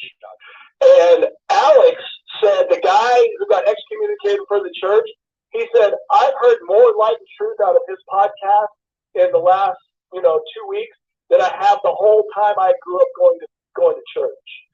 So they're bought hook, line, and sinker into this thing. But for Lori to say that she goes to the temple and talks to Jesus Christ, and that she's on a special mission here to gather 144,000 people, and that she's married to Moroni, and that she has to do whatever it is to make sure her mission gets completed, which could mean killing Charles or anybody that's getting in her way of her mission. She was on a mission to gather 144,000. That's what was told to her by Jesus, allegedly. And you hear the brother saying, I guess that's why she killed Charles. He was in the way. And whoever else. Little did he know it would be Tylee and JJ, who are also in the way. So he also tells you here to this detective, she was on a mission, listening to these people for about 2 years, part of a podcast group that I'm assuming Mr. Charles was a part of. These people were also excommunicated from the church. Alex is also telling him, her, whatever, that he heard more enlightenment from these people, Mr. Charles, I guess, or whoever was running the podcast group. I'm assuming it was, Chad, that he got more enlightenment and truth than anything he learned in the church. In his years of being a part of this church. Interesting. So what exactly were they talking about? I'm curious. This podcast group. I might have to do a little research and listen in. And I may also take up reading some of Chad's writings. I think he became infatuated with death since people said he was a grave digger. And you find that people become immersed in their line of work and then they cross over into the macabre. So burying people, you may want to see what it's like to kill a person. Because see, you're dealing with them after death. Handling of the body, putting them 6 feet down. Well, let me see what it's like to take a life. I want to do it from the start to the finish. Is that what was going on in the mind of Chad Daybell? Tired of just burying people, standing idly by. Let me see what it's like to snuff a person out. Preparing other people, are they still around? And this brother, what is his relationship today with his family, mother and father? Do they speak, get along? And then to cut off other grandchildren, his son, that's cruel. You're mad at your son because you're favoring a daughter, and then you make the children pay, grandchildren pay. But this goes to show you, this is where Lori gets her disposition from. They easily cut off anybody that didn't agree with this mess with Lori and Charles, cut people off. Then down the road, she cut those same people off. Do you see the irony? You're favoring her, and then she ends up cutting you off to where you don't even know if she's dead or alive. And she's walking around carrying some dead kids' funds in her bank account from Social Security. But see, that's what I told you about people who are dysfunctional. It's one thing begets another. You go off on this person because they don't want to agree with upholding Lori. Then Lori decides she wants to turn on all of you. And she did. Same people who were favoring her, mommy and daddy. She cut all of you all off. Some or whoever. Kept it moving with Mr. Chad Daybell. He was more important.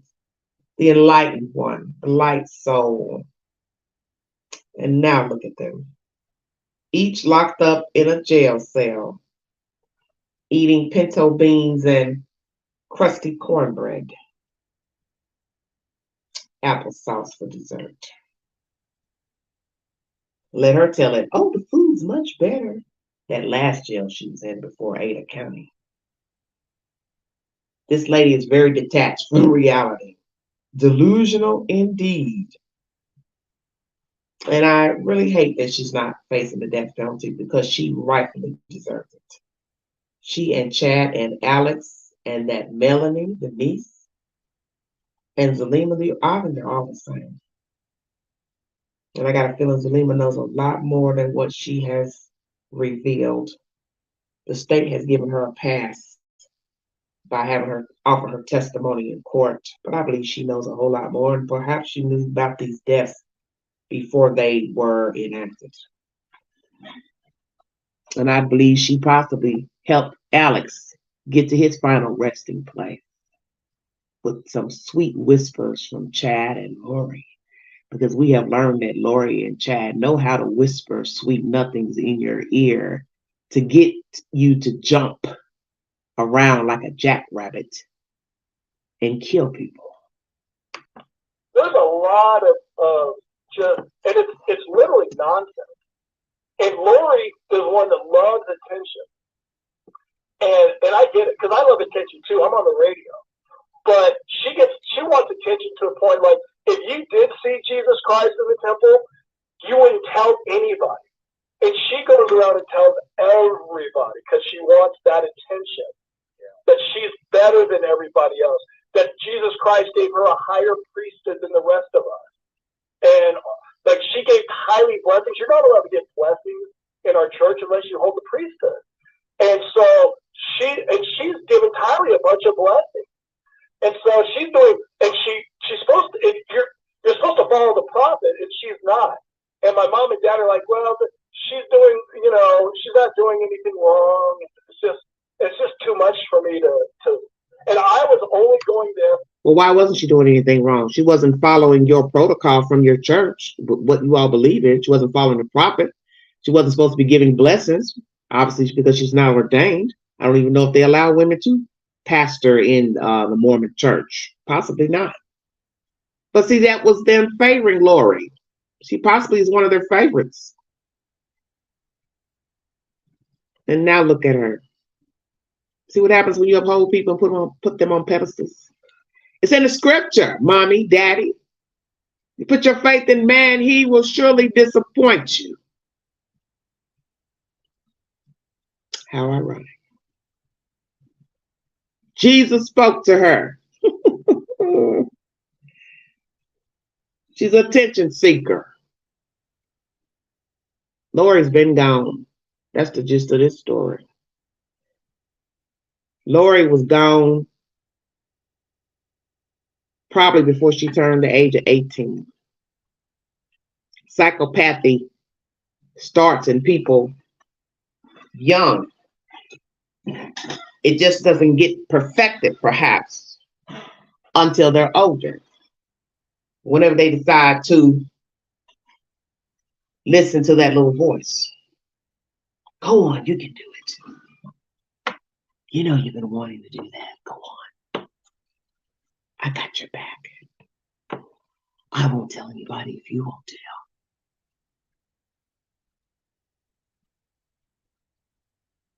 She was love-starved, tension-starved, needing validation, unhappy, miserable, wanting more in life, perfect man, perfect kids. Lori is the type that was possibly never satisfied in life, always wanting more, wanting to attain more, like money, things, but it was never enough. I remember once my father told me when he was living that if you had $1 million right now, you would not be satisfied. Now, my father he had a opinion of thinking he knew everything about a person's mindset, but maybe he was right. But I wouldn't know that because I never got the $1 million to find out if it would be satisfying to me or not. Because, sometimes we say that. If only I had $20,000, $30,000, $5,000, I'd be all right. But I think we already know that once we got the 5,000, 10,000, it would quickly go to bills and this and a little luxury. And before you know it, you're zero in your account or your pocketbook. And then you have to start all over. And then you start wondering about, damn, what did I do with that money? How fast it went. That's Lori Vallow Daybell. $4,000 a month is chump change in American standard, especially now with the high cost of living, rising of real estate, rent, mortgages, luxury items, monetary items, toiletries. You can spend $12 just at Burger King on a meal. That ain't nothing but some patties, cheese, fries, and Coke out of a machine. $4,000. What is that? Is it possible that she picked men she knew had lucrative income to help take care of her and her kids? And nothing wrong with that because, hey, who wants a guy who doesn't make any money, doesn't work, doesn't have goals? I can't judge a woman for that. But if that's her sole reason, then that would be a problem. Then that means you're not choosing the person for what they have to offer, such as a brain. They're smart, they're intelligent, they're kind, they're loving, they're attentive, so on and so forth. A pocketbook will surely cause you problems down the road because you've got to have something to sustain a relationship with a man or a woman. And if it's only for monetary gain, somebody's going to get bored very quickly, if you get my drift. And that's where the dissatisfaction comes in. After looking and playing house and nookie, you will become disinterested because you're only looking at them as a checkbook. So there is no more touchy-feely, lovey conversation, engagement.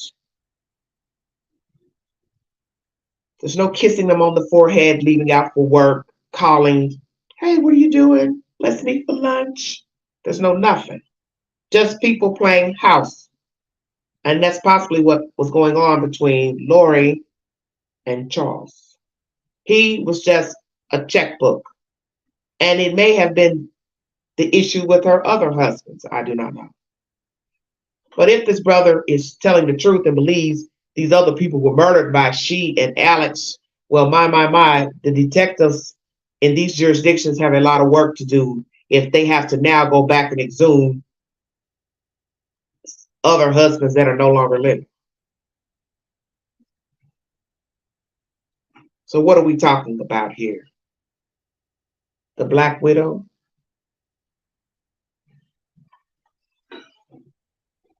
Lord have mercy.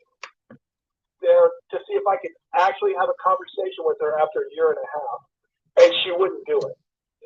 She wasn't, and so there was nothing I could do. I was going to go talk to the state president, but he wasn't there when I was going to go play basketball. I never went to play basketball, so and I was going to record, and then I thought, you know what? I don't have to record. I just want to hear it with my own ears. So my mom and dad are very upset that I said I was going to record her, record them. And they think I'm a traitor and all this other stuff. And I was only doing it to help Lori. I still want to help her. She's my sister. I think she needs mental help. Yeah. So this and I figured it was, but all this preparing of people and all this other stuff is way outside of Hello, Rose.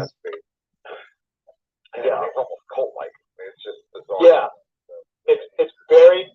Yeah, there's a lot of bizarre behavior, things that they say. They try to mix it in so it doesn't seem like it's that crazy, but it is. So which state were they at? Which church were they going to? They were going to, let's see, they lived up, where's that road? Off of Riggs Road. Okay. So it's the stake center is on Riggs Road. Okay. And the stake president's name is President Holmes. Okay. And he has interviewed Charles and Lori. And Lori, I think, lied to him to keep her temple recommend. Charles wanted her temple recommend to be taken away because if her temple recommend gets taken away, then he thinks that she would snap out of whatever she's in. Gotcha. And that was it. And so that was the reasoning that I agreed to do anything with Charles, was to, let's see what we can do. Because Lori thinks that you can shoot her, nothing will happen. She told me she doesn't have to eat anymore because she's a translated being. If she didn't want to eat, she didn't have to. And if somebody tried to shoot her, the bullet wouldn't go through her. She actually said those words to me and to my son. So I know that, that's not, there's I don't know what the word, I don't know what crazy or delusional or whatever it is. But if you're living like that, as my mom and dad said, she's not hurting anybody. They said that on Thursday before we knew Charles was dead. Mm. Yeah, she hurt somebody, all right. Yes, she did. Taken away? 3 other people. No, she went back. So Charles told the president all that. So then she had to go in with the interview with the president, and the president asked her the questions that you're supposed to do to get a temple recommend, and she lied because she said, "Oh, I follow the prophet. I do what he says." The prophet doesn't give you permission to give blessings to your kids unless you have the priesthood. Yeah. And she's bragging that I gave Tylee a blessing one time in the room. She goes, and Al was in there too. This was way before when this really started happening, when I went down and visited them and I realized there's something wrong with Lori. She goes, "Come in here, let's give Tylee a blessing." And then Alex, who's excommunicated, she's like, "It doesn't matter, he has the priesthood. They don't know what they're talking about, and he could put his hands on her. And if I want to give her a blessing, she'd be healed even faster because my priesthood is higher than all of yours."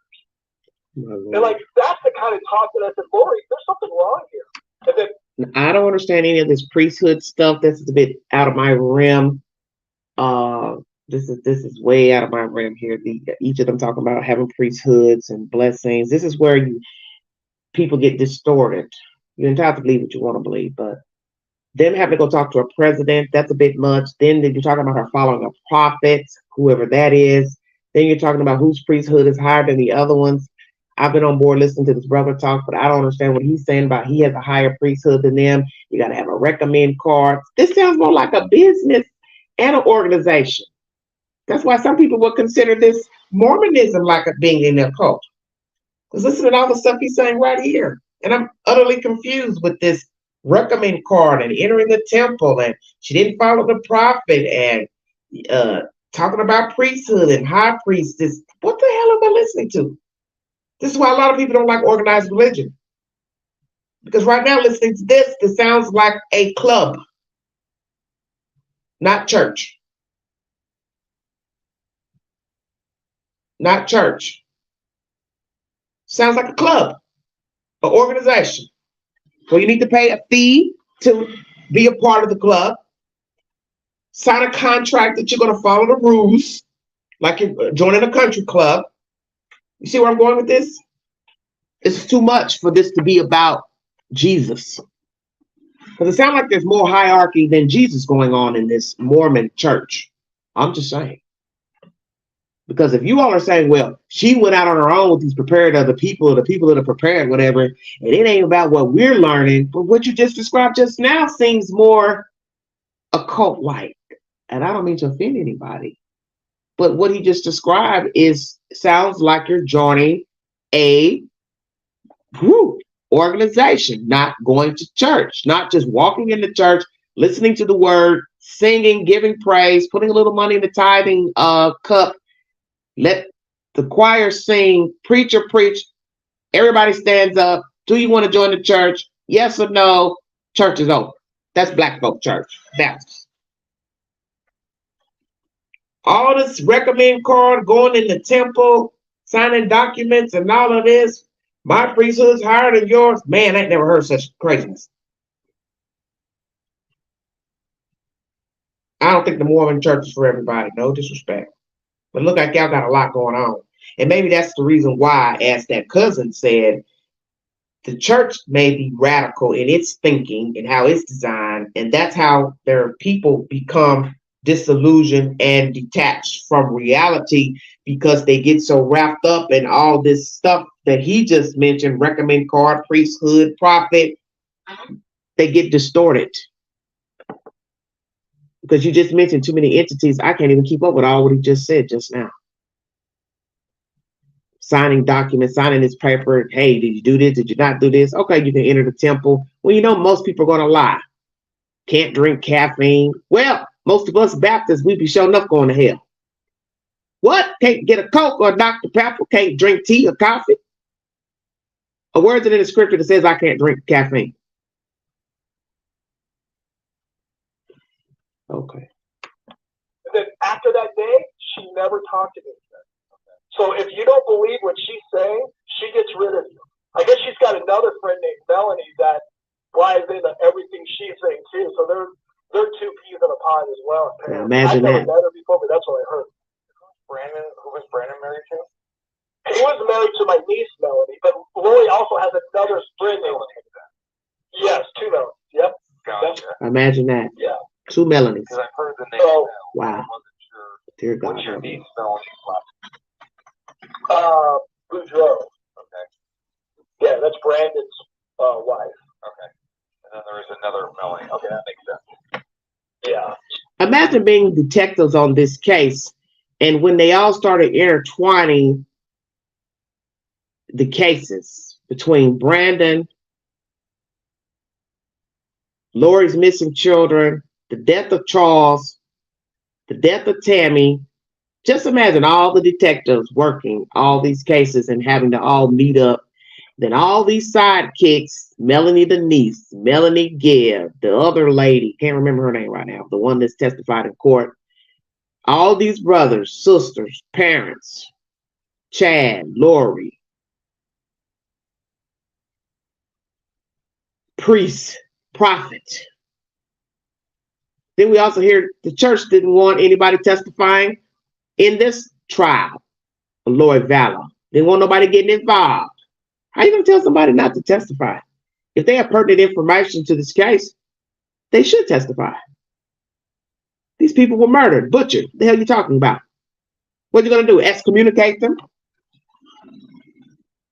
Don't come back to this church if you testified in the Lloyd Vallow trial. We better not find out you were in that court patronizing or on the witness stand. Imagine that. See, this is what we're talking about, radicalism. When you got people trying to tell you what you can and cannot do, and you can't come back to the church if you did this or if you said that.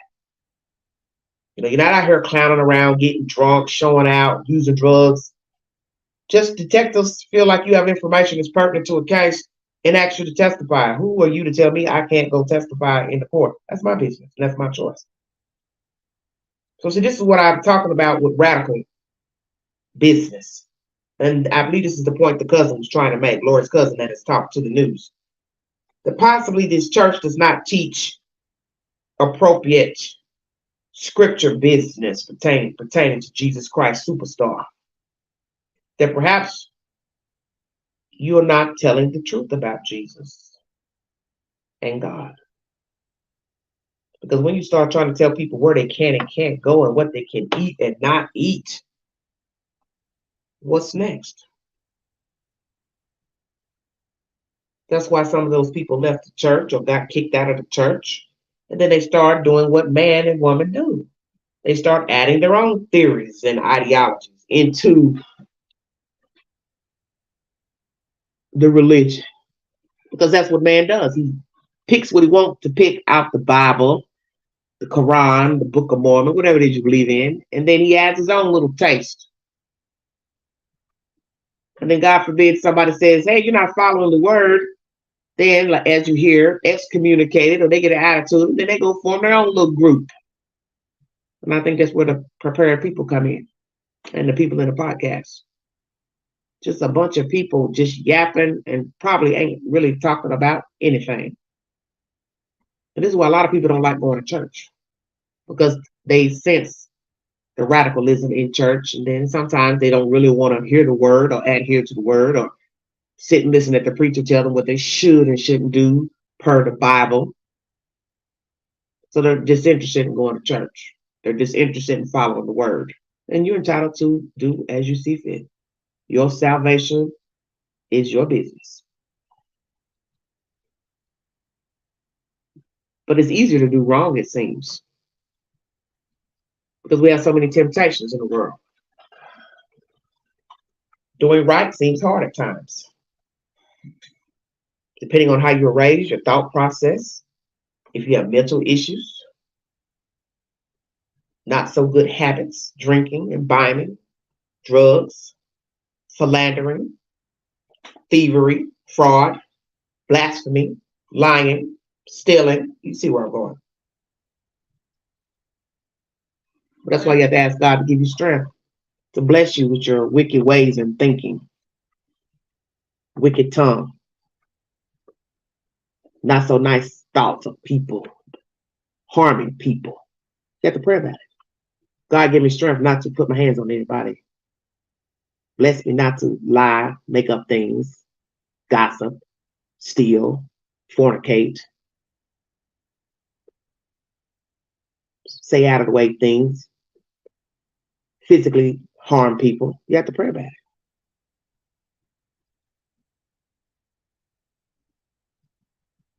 But I don't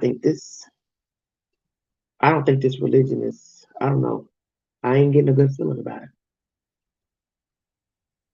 Because there's too much involved. And that's why a lot of these people are easily distracted. That's just my personal opinion.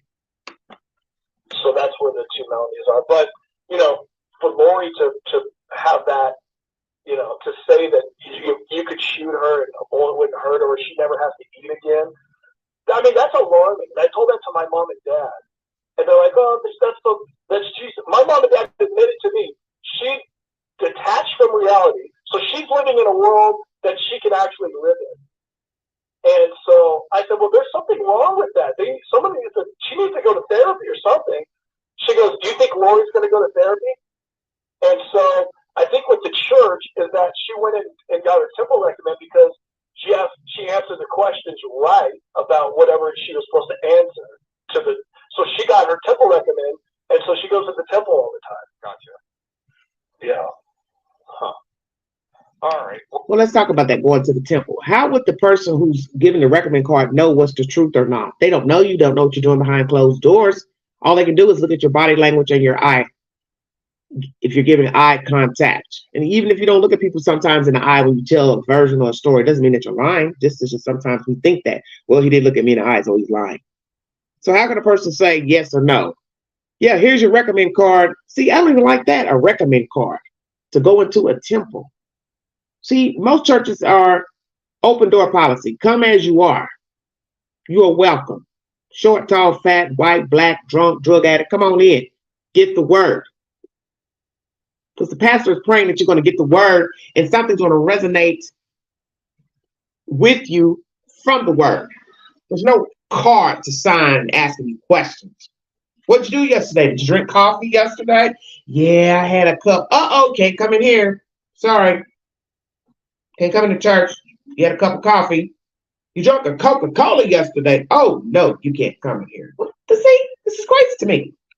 But I don't believe in what these people believe in.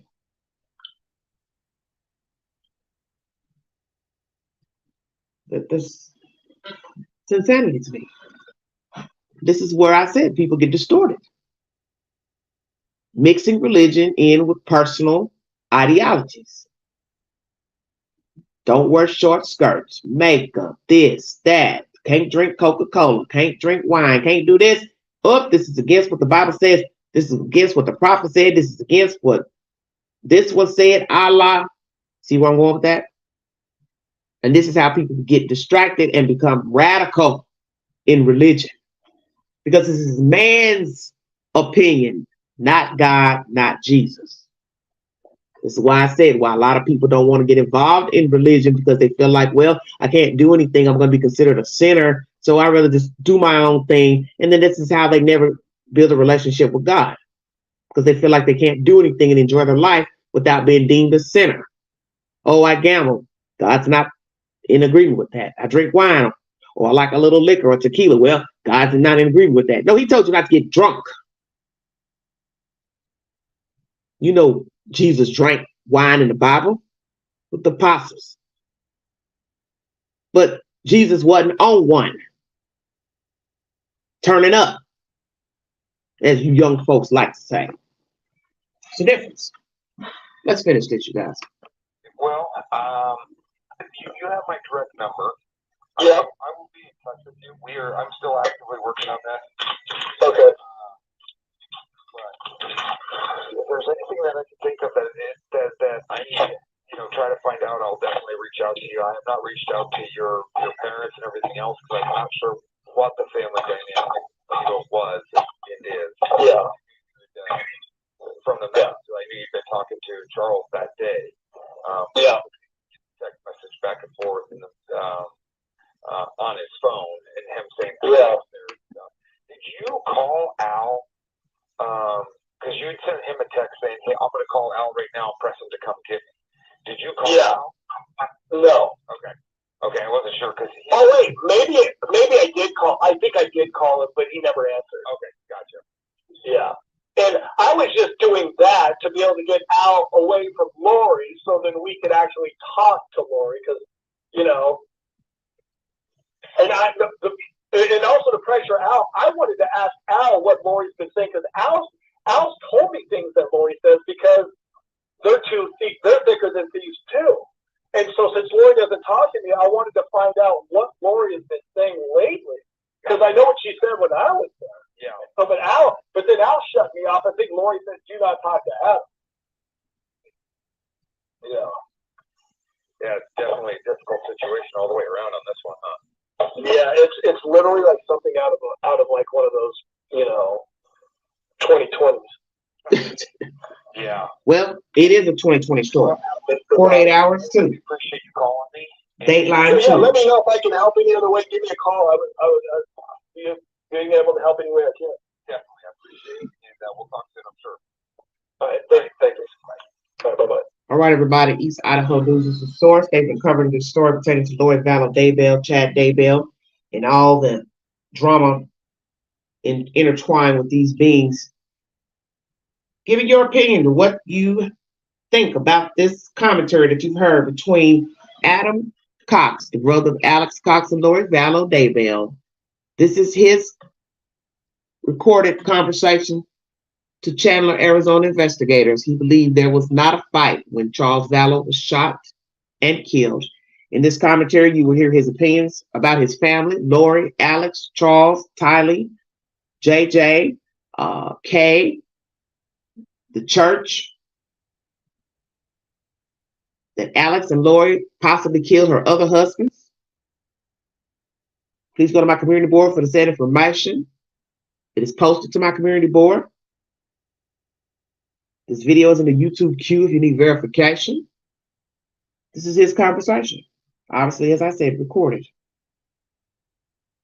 Family dynamics, how they turned on him because he didn't favor Lori and he believed that they killed Charles. Tylee's odd behavior the day he walked into his parents' house. The parents not telling anybody that Charles was shot. The fact that they believe Tylee was trying to intervene and that Alex saved her from being accosted by Charles, but yet Charles does not have a violent criminal record or violent behavior allegedly exacted upon these people and family members. You also hear Adam saying he bought them things, bought them cars, gave them money. What was the dynamic between Alex and Lori? Was there any type of incestual relationship between these two as children, adults? Was there any type of sexual improprieties between Alex and Tylee and JJ? Did he ever touch her inappropriately? The fact that you hear him say that she stayed with him at one time. The going back and forth the first of the year, 2019, when she was running around going state to state. Obviously, she had left her husband, Lori. She went to Hawaii allegedly with Tylee, then sent her on to Arizona. Is that true? And why didn't anyone see the signs that something was wrong then, those first few months of January, February, and March, that she was unglued? You hear him talk about her being into this Prepared People and podcasts 2 years beforehand, before the death of Charles and the death of all these other people and children. Why didn't anyone see that she was unraveling? The fact that the mother and father said, let her be in her own world, she's not hurting anybody. That means they knew that something was wrong with her.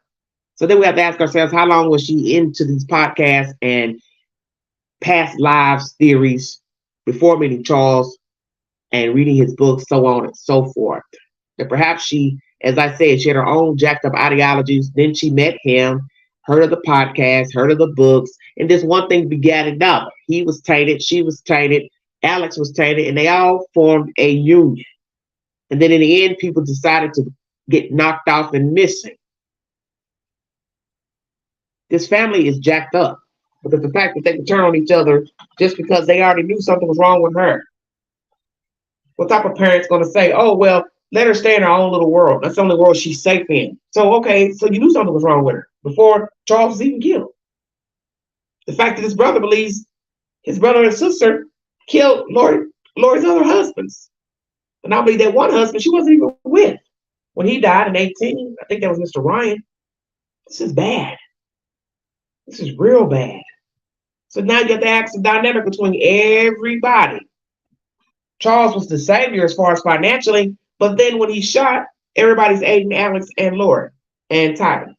Did they coerce Tyler in any way to go along with a setup to kill Charles? And she lied to investigators during her interrogation. What is the truth? Do they all speak now? Mr. Adam and his family, and other brothers and sisters and uncles. Mr. Rex, who's come forward to speak now to News Nation and other entities, East Idaho News. We have one niece speaking out, Mr. Rex's daughter, I think, saying she is done with Lori. She's been sitting in the court, basically has had a funeral for Lori. It's over with. Let's hear what a friend has to say about who Alex is. Autopsy reports been revealed in court. They are very heinous what happened to the children. And I want to know what was going on with Tylee. Why was she stabbed with a sharp instrument in her pubic area? She was a mass of teeth, hair, burnt, charred organs, all of that beyond recognition inside of a green damn bucket in a grave. Was she sexually assaulted before death by Daybell, Lori, Chad, or Alex? Was she sexually assaulted before death? Was she assaulted by instrument after death? Why does the autopsy say her main injuries are to her pubic area?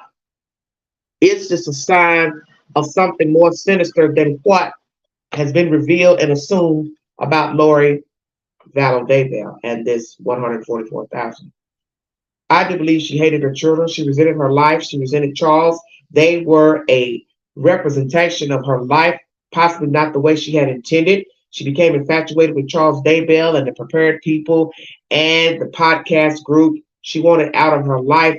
They were the chosen people, and she wanted to be done with her family. That is my opinion pertaining to the motive of murder of her children. She wanted out, looking for something, searching for something, and it did not include her children. Very reason why she told the girlfriend, hey, won't you come join our group? But you'll have to leave your kids. Let your husband raise your kids. That's why I told you there's something deeper with Lori Vallow. She was looking for something. Mentally ill, perhaps, but also wanting out of her ho-hum life. And somehow she thought, she found it with Chad Daybell, who was also a tainted soul that I believe was wanting to cross over into the macabre as being an alleged grave digger, fictional writer. He wanted to see what it was like to taste blood. And he did by killing Tammy Daybell and burying these children on his property. Now, I do not know if he was present when the children were murdered, but he's a willing participant as well.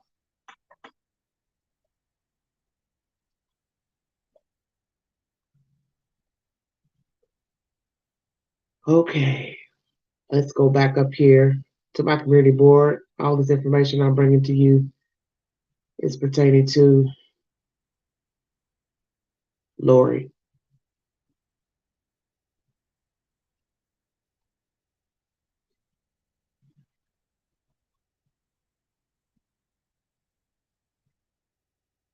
This is a longtime friend of Alex Cox giving her opinion of her relationship with him and her opinion of what he has been accused of.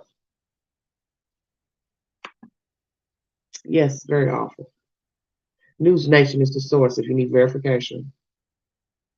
This is Miss Banfield. Lord help us. I never thought I would get sick to my stomach reading information today, but I am just baffled right now at what I have read pertaining to Tyler Ryan and also JJ. Because one death does not oversee the other one. Because both the children, 9 times out of 10, they suffered a horrible death each. And we really don't know how Tammy died. Asphyxiation, we're just going to assume she was smothered to death by something. Oh, mercy help me. All right, everybody. We're going to hear from a friend of Alex Cox.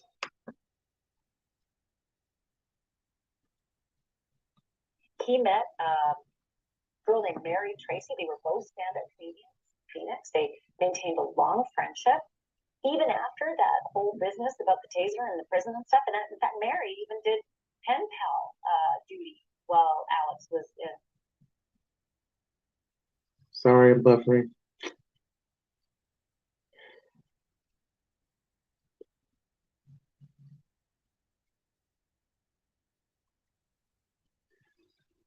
This is expected 2 hours into this live stream. Sorry, it's going to be a bit winded, everybody, this live stream, but just wanted to get all this information out and talk in between. And they did all sorts of, they talked about like life behind bars, they counted down the days. They actually worked on material, like comedic material via letters. But he certainly wasn't remorseful about what he did to Joe Ryan. In fact, in 2 of these letters that we have, he wrote, he asked Mary for a favor. He said, and I'm gonna read it. First of all, you need to know that Janice is Lori's mom, Lori and Alex's mom. So this is what Alex asked his friend in the pen pal letter. Would you do me a favor? Call Janice and ask her to put Joe's address, that's Joe Ryan, Joe's address on a poster and his license plate number. I think it'll be popular in here, meaning in prison. No name, just address and plate number. And then in another letter, he wrote, P.S. Can you get a picture from Lori of one of her ex-husbands and send it to me? Some of the guys would like to hang out with him. We'll talk. And that basically means I want to put the information of Joe Ryan, the guy I tased, and the reason I'm in here, in front of all my Me too, Rose. That's what he wrote. And he wrote a lot of funny stuff too. And you know how I know that? Mary Tracy said so, and she is joining me now in this exclusive interview. You've had a close friendship with Alex Cox. It was over a decade. Mary, thank you for joining me on the program. What do you make of everything that has unraveled since your friendship? The business with Lori, the shootings, the multiple shootings, the killings, the tasing, the children, all of it. Like, what's your take on all of this? It's horrible. It's absolutely horrible. And as far as he was my friend, you know, he was my friend. Not that I support what he did or his part in it, but I support him as a person. Like he was a good friend to me, and I can't deny that. And that doesn't change just because his life got so screwed up and wacky, you know. Mary, do you think he's a murderer? I think the evidence points that out, don't you? I mean, I'm not the one deciding, but I do think the evidence definitely would lean in that direction. But the person that you knew, the person that you really liked, the person who did comedy routines with you, do you think he's capable of murdering 2 children, his niece and nephew? Again, actually, when we were friends, I wouldn't have thought that. I would have never remotely dreamed it because I've seen him around kids. I've seen him around summer kids, and he was like the uncle, the cool uncle. And he loved his nieces and nephews, and I can't fathom that he would have ever done anything to hurt us. In fact, the assault on Joe Ryan was the result of Alex truly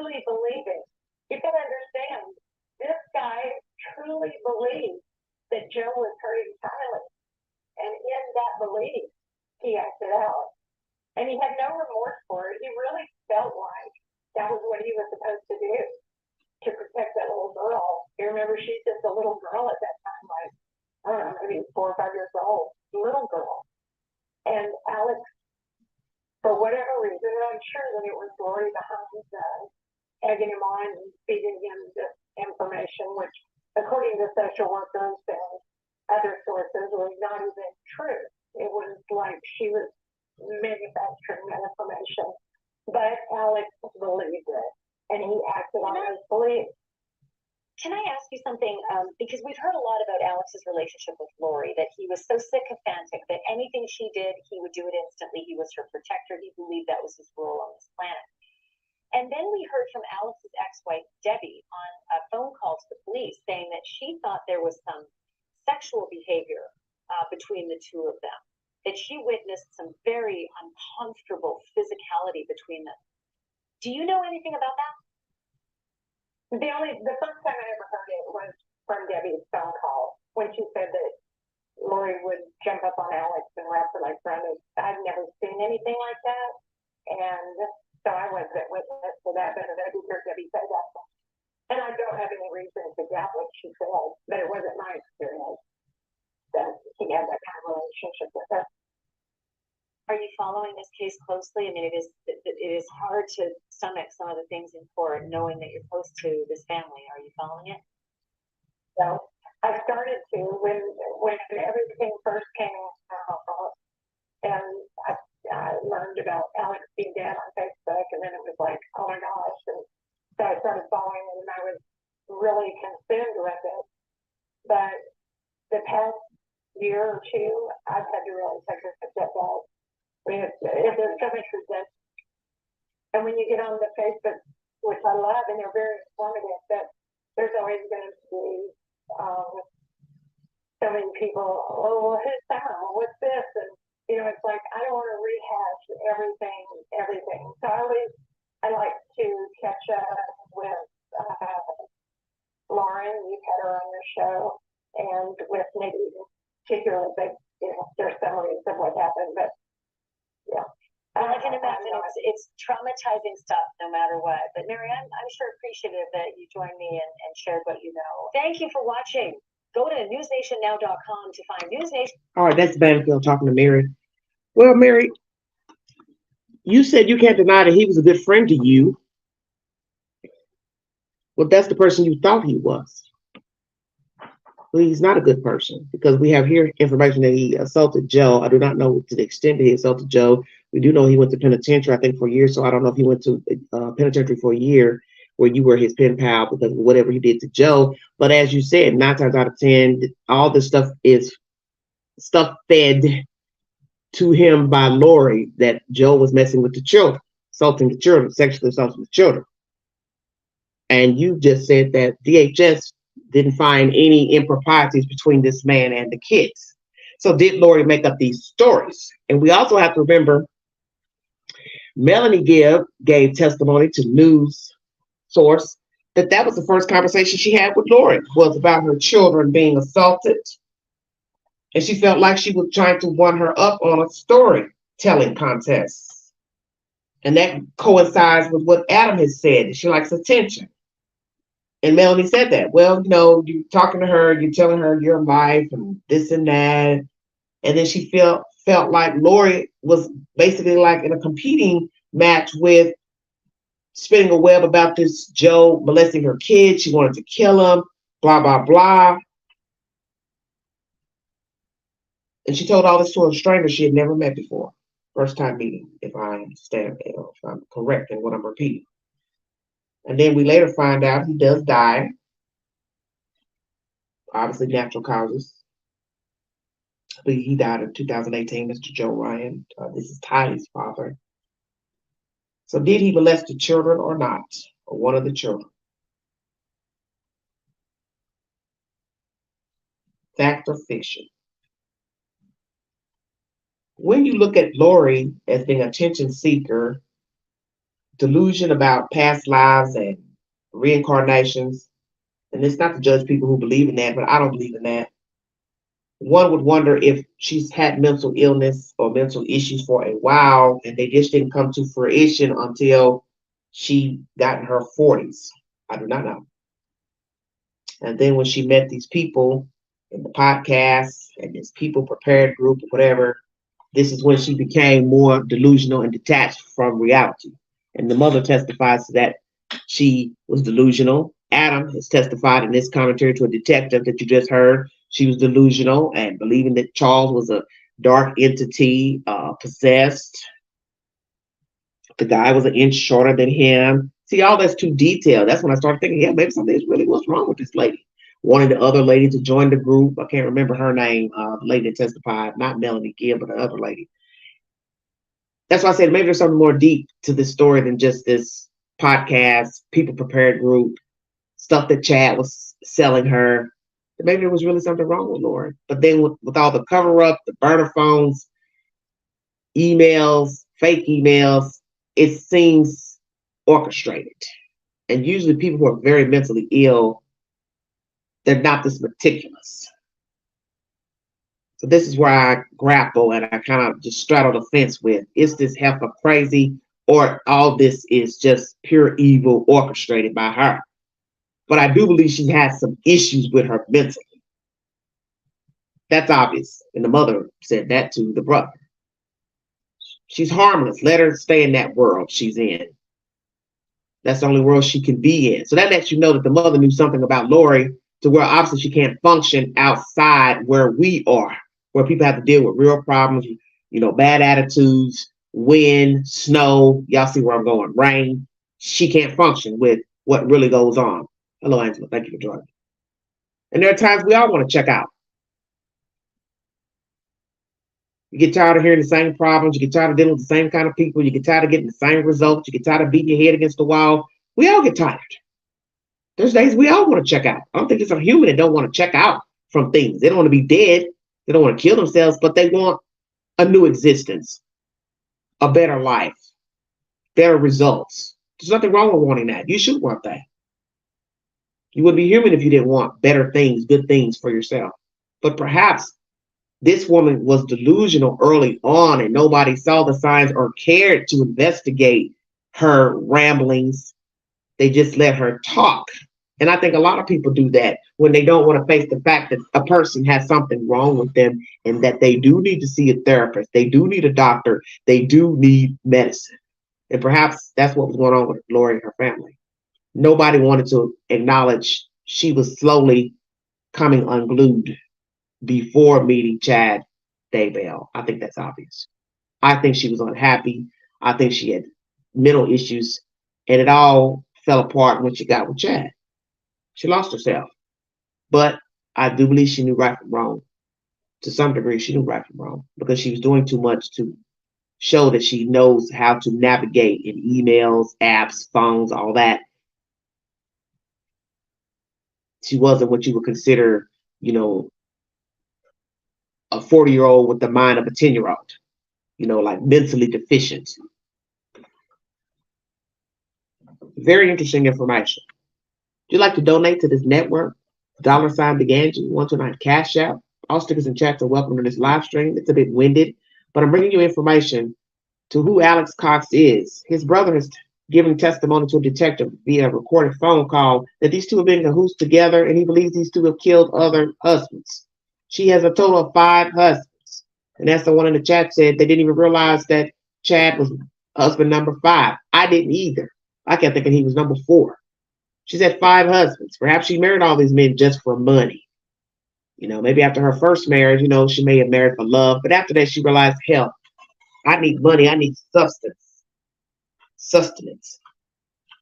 And those marriages didn't work out for whatever reason. And the dead men can't come back and tell us what actually happened in those marriages. Only one child, that's Cody. Was there a sexual relationship between Alex and Lori Vallow? Did he molest his sister growing up? Did he molest her children at any point? Kobe, Tylee, or JJ? The fact that this girl child had severe wounds to her private parts, revealed in the autopsy yesterday would lead me to believe there was something sexual in someone's mindset pertaining to the girl child. There was some hate for her and JJ. There was some hate for her body. And that would lead one to believe that something had been going on, or there was some type of idolization or obsession, or some type of sex impropriety toward the girl child. Perhaps Lori saw her as a sexual being. Alex saw her as a sexual being. Somebody decided that that's where she needed to be stabbed. And what is going to be horrific if we ever find out the truth to what actually happened to the children during death, and if she was stabbed there in her genitals while breathing.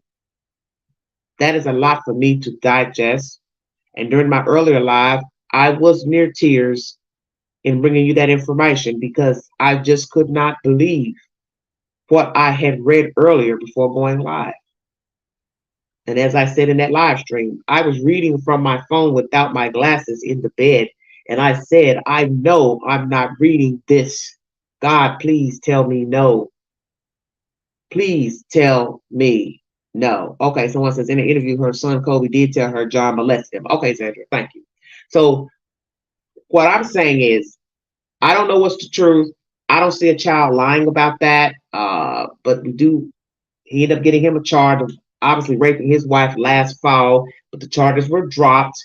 I don't know what's the truth or not. And as I said, I'm not here to ever say a child will lie about being molested because I just don't believe in children lying about that. But I do know of someone who allegedly fabricated a certain person I know that's no longer living molested her. But I can say that person never touched me and they were related to me.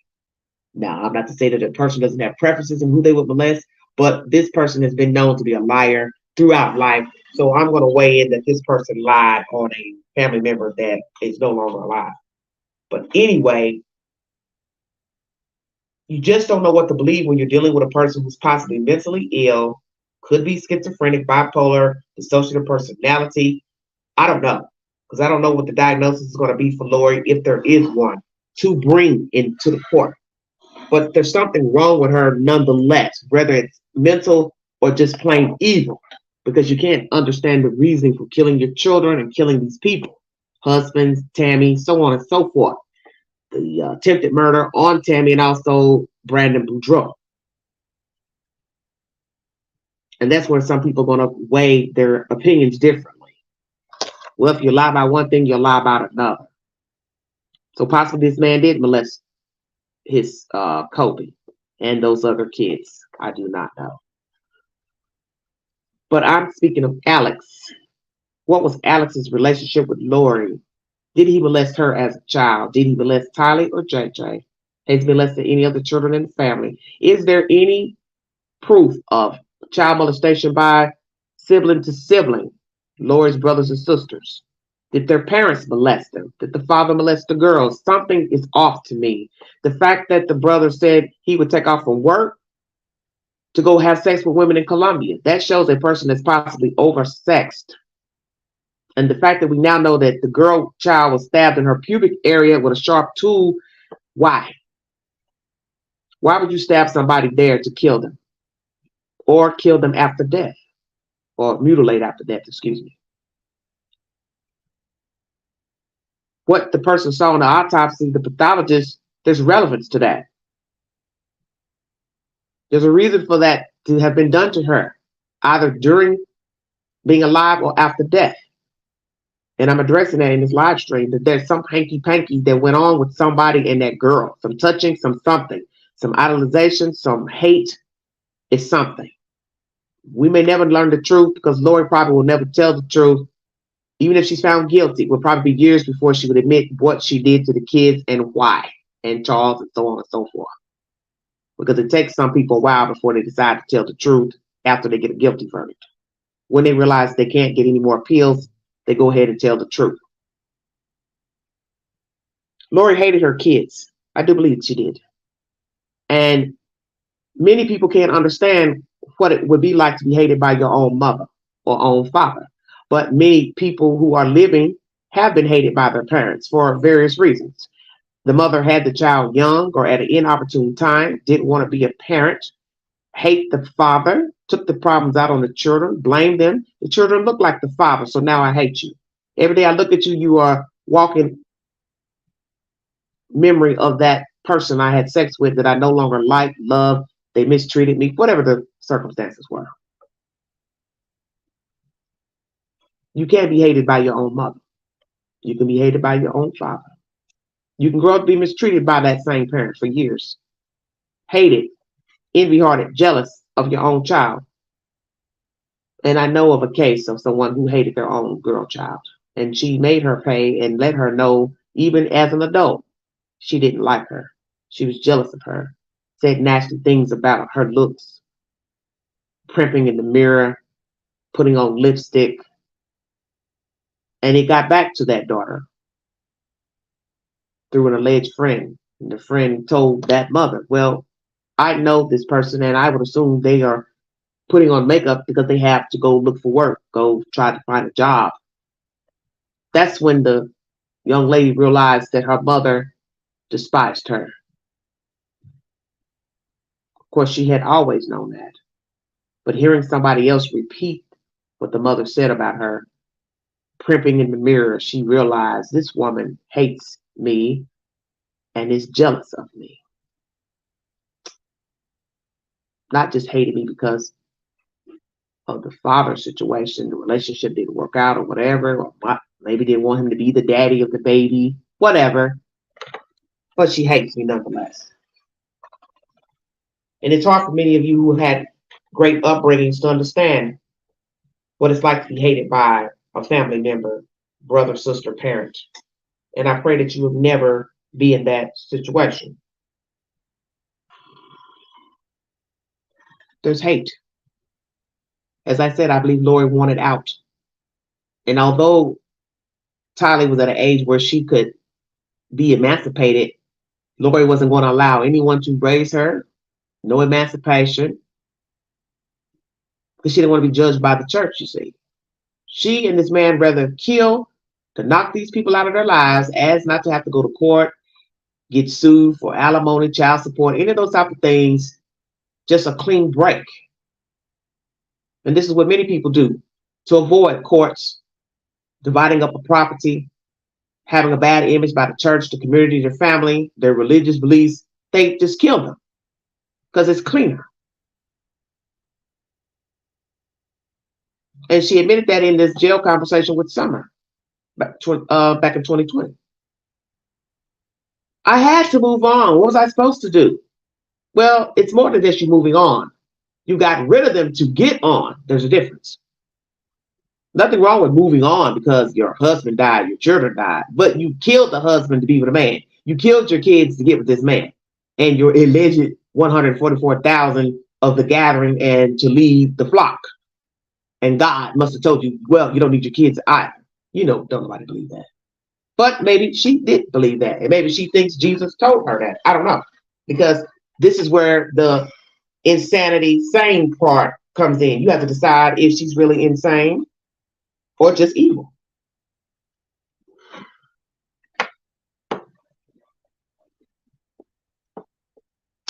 No way she would be so happy days after the death if she actually loved them. Exactly. She told on herself to Summer in that jailhouse interview that she knew what happened to the kids. She knew that they died. She orchestrated their deaths, or she went along with somebody saying they needed to be dead. Alex went along with it too. Alex, I believe, killed both the kids. Chad possibly participated and or made sure to dig up the ground to get them there. Chad was there. They're all involved, one way or the other. And it's too much covering up on cell phones, burner phones, for these people not to be lucid and knew what they were doing. And the fact that they could cut off people who didn't agree with them, that shows you that they're lucid and they were in their right frame of mind.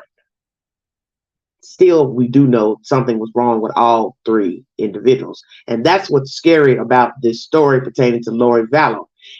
Each person had an own mind before meeting this one, that one, the prepared people, the podcast group.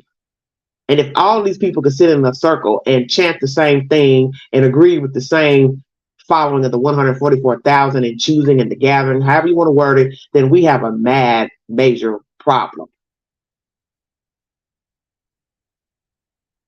Because who's to say that these people weren't in agreement in actually murdering their children, knocking off their children, or just running off and leaving the kids behind in a damn empty house? You see where I'm going? That's what's scary. Not just what those three did. And I believe Melanie and Zulema, they are part of it too. So let's say 5. It's the fact that other people are listening to this garbage and may have also been stupid enough to kill their children. And that is what's scarier. That somebody else in these groups, podcast group and the prepared people group, would also have followed suit had they got in deep enough and listened at that garbage. And somebody told them, this is a solo mission. You can't take your kids. You can't take your spouse. And the next thing you know, one of these people in these groups knocked off their husband, wife, or killed their kids. So it goes deeper than just what Lori, Chad, and Alex did. And I also believe Melanie, Denise, and Zulema has knowledge of these crimes. And possibly Lori's mom may have known, because she was a great defender of Lori in the beginning after the death of Charles. We will now hear what Tylee had to say after the death of Charles. And you can decide if she had knowledge of a conspiracy to kill him, or she innocently woke up and heard these people fighting that morning.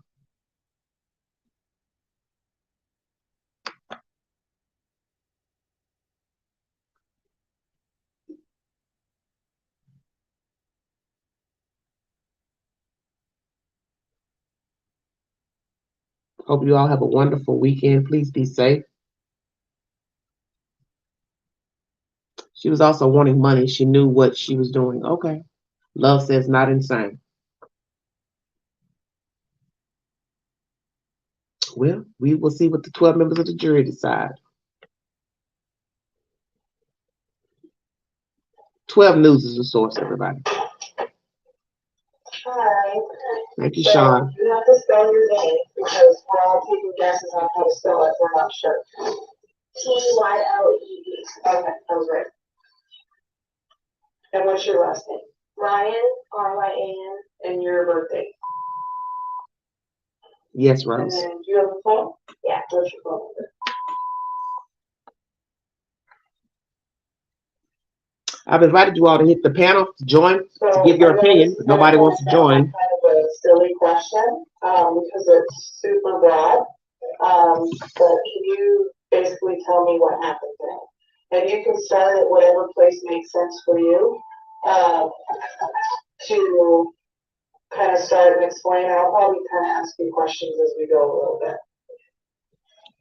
So I woke up probably around like 7:50, I want to say, because I heard yelling from like right outside my door. And I don't even know where, but I immediately like jumped up, and I have a facial rat because when I was living at my uncle's by myself, I just wanted something to like feel safer, and I'm not old enough to get like pepper spray or anything. So I was like, yeah, I'm gonna be so rat. So I have that. So your bedroom, you said out outside your bedroom. Here, Tylee admits to living with her uncle to this detective. This is interrogation after Charles was murdered. How long did she stay with her uncle, and why was she living with him? Stay woke, everybody.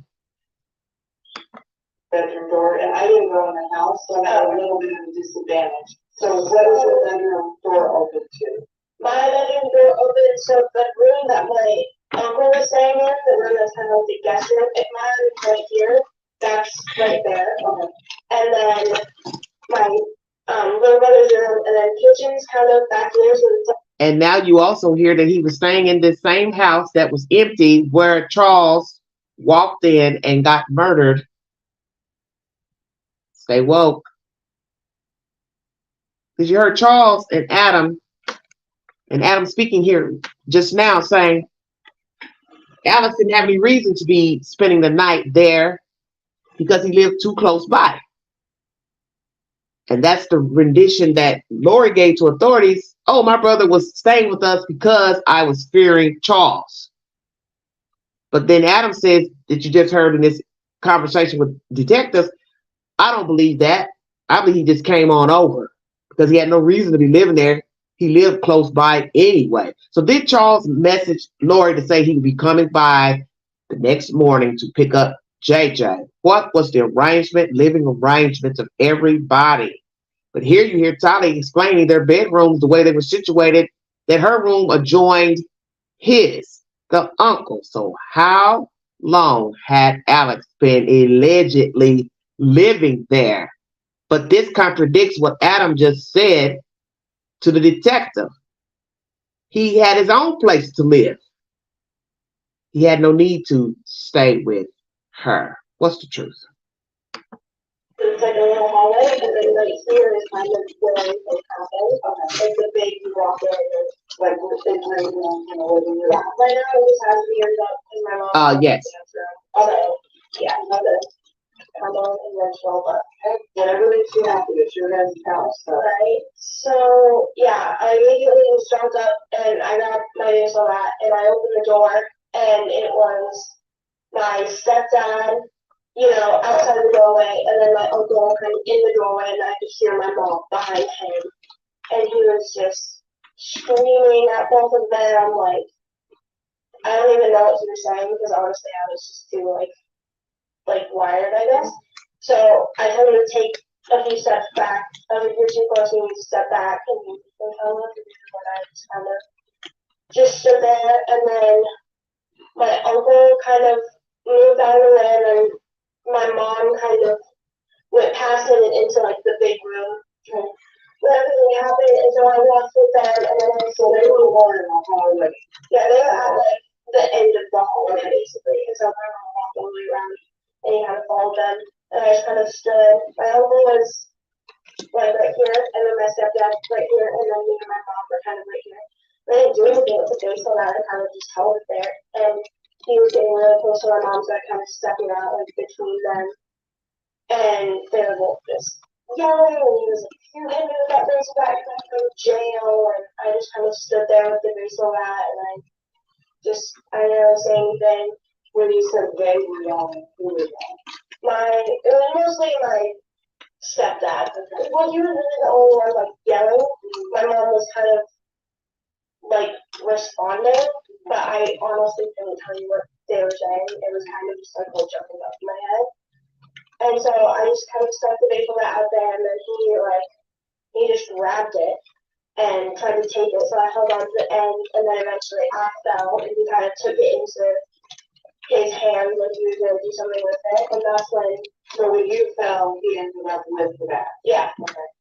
And so I fell to the ground, and then my uncle kind of like, I saw him take a step back, so my uncle, I think, grabbed him and kind of took him back so he couldn't like do anything. You saw your stepdad like take a step back because he was really close to begin with, and then I kind of, and so my mom said to go with JJ, so I ran out the door, and then I kind of just stood there with my little brother. He was in the front seat of the car, and so I just kind of opened the door and stood there, like he was trying to get out. And I was like, no, we have to stay. We have to stay in. And I was like, oh, like, I told him, like, do you want to go on the Jeep? And then he was like, no. And then I realized that my car was blocked in, so I couldn't anyway. So I was like, okay, like, just stay here. And then eventually my mom came out, and then we left them there. Okay. Do you know what happened inside of the house? Did your mom kind of explain it all to you? I just kind of asked her, like, because I heard a noise, which I know what it was now, but it sounded like, because I knew that the baseball I was in, it sounded like someone like took it and hit it really hard against the floor. Okay. And so I was kind of like I was okay, right, because that's my uncle. So I just wanted to make sure that like my stepdad didn't do anything to my uncle and stuff. And so she was like, no, like I was fine, like we're just gonna take Jimmy to school, and I was like, okay. So I just got in the car, and then we went to Burger King because my little brother wanted breakfast, which was chicken fries for no reason. Okay. I do dinner for breakfast all the time. Breakfast for dinner and dinner for breakfast. So to kind of back up a little bit, so you had talked about your stepdad, when you put the bat out, your stepdad was coming towards your mom. Can you describe to me a little bit better kind of what was going on there? Like, is there a reason you put the bat up? Yeah, he was walking towards my mom, and I just didn't want him to do anything, so I kind of just stuck out the bat. Like, my mom was right beside me, and he was right there, so it wasn't like between them. Okay. It was kind of just like, I just stuck it out to be like, keep your distance, kind of. When you say you didn't want him to do anything, what did you think he was going to do? Hit her. Okay. Yeah, it's, for the most part, been pretty, like, mundane, but there have been a few, like, violent times at home when I was really scared that he was going to hit me or my mom, like, just because everything was kind of crazy. All right. This is where you finally hear a dead girl speak. Do you believe her version of what happened in that house and the fact that the relationship between the mother and Charles was pretty mundane, but there were a few violent times where she thought he was going to hit her and her mom? Was Tylee telling the truth?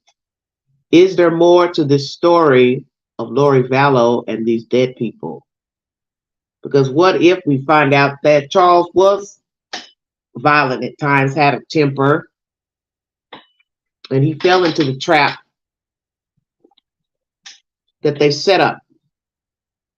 Or was it a setup?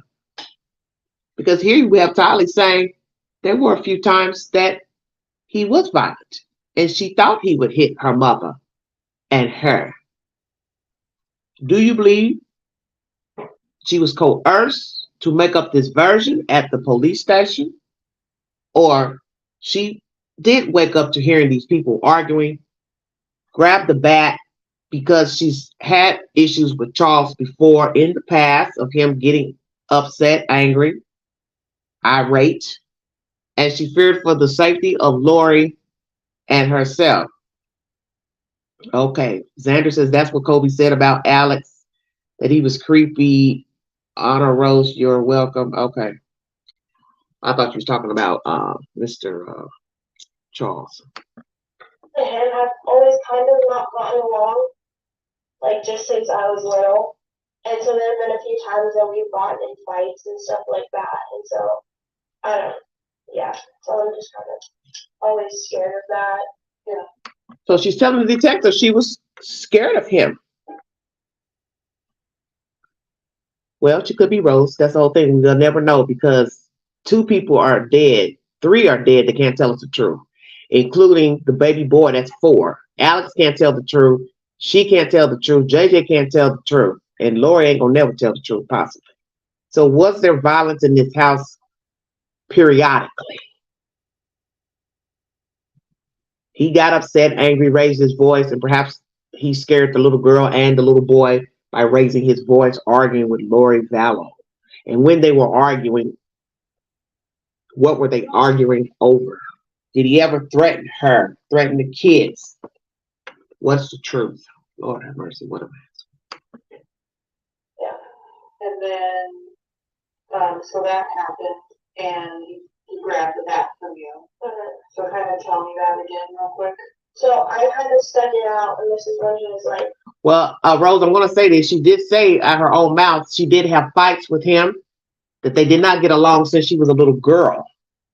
So she did say she had fights with him. So that's what I'm trying to say. Is she making this up? Did Lori make her say these things before going into the police station? Because they seem genuine. I don't know. basically I was going to jail, and I didn't say anything because I'm like, okay. And so I'm holding it by like the end of the place where you hold it, and so he kind of took it, and I kind of like lunged forward and kind of lost like my footing, and so my mom was like, no, she didn't. So yeah, I kind of like slipped and I fell, kind of on like my side. Okay. Yeah, and then from that, my mom was like, she just got up and ran out the door. Okay, did you see when you fell towards your side? Did you see what he did with the bat? No, I wasn't really looking in that direction because from where I fell, the door was kind of more in my line of vision because I fell looking this way and the door was like right there, so I didn't look back. So he was in a different line of sight than what you were looking at. Yeah. Okay. And then at some point you saw him kind of take a step back. And from what you're saying, and tell me if I'm wrong or not, you didn't necessarily see your uncle pulling back, but Yeah. it seems like that maybe. It seems like he wouldn't have taken a step back Okay. on his own, so it's more of an assumption than anything. I didn't see him physically take him back. And does that make sense based on where your uncle was at that time? Yeah, he was behind him because he wasn't on this side with me and my mom, so he was behind him because that's kind of just the order where everyone walks out. And when that happened, and then your mom told you to go, did you see what happened with your stepdad and uncle? No. Okay. And then once you went outside with your brother, you never came back inside. Oh, I went to go get my mom's purse Okay. from inside so that we could have like her wallet and everything. But this was all happening, like I said, like in the bigger room right here. And so I went through the garage door, and so the garage door is right here, and then there's like a little hallway, and then this is kind of where everything is, and then this is my mom's room. Okay. So when I went in, I kind of like just tuned everything out, ran to my mom's closet, ran back. So I didn't see anything, I didn't hear anything. When did you go back in and get her purse? After my mom came out. Okay. So after you heard that loud noise. Yeah. Okay. And when you heard the loud noise, was your mom outside or inside?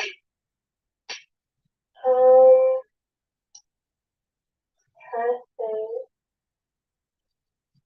I think she was inside when it happened and the door opened like immediately after.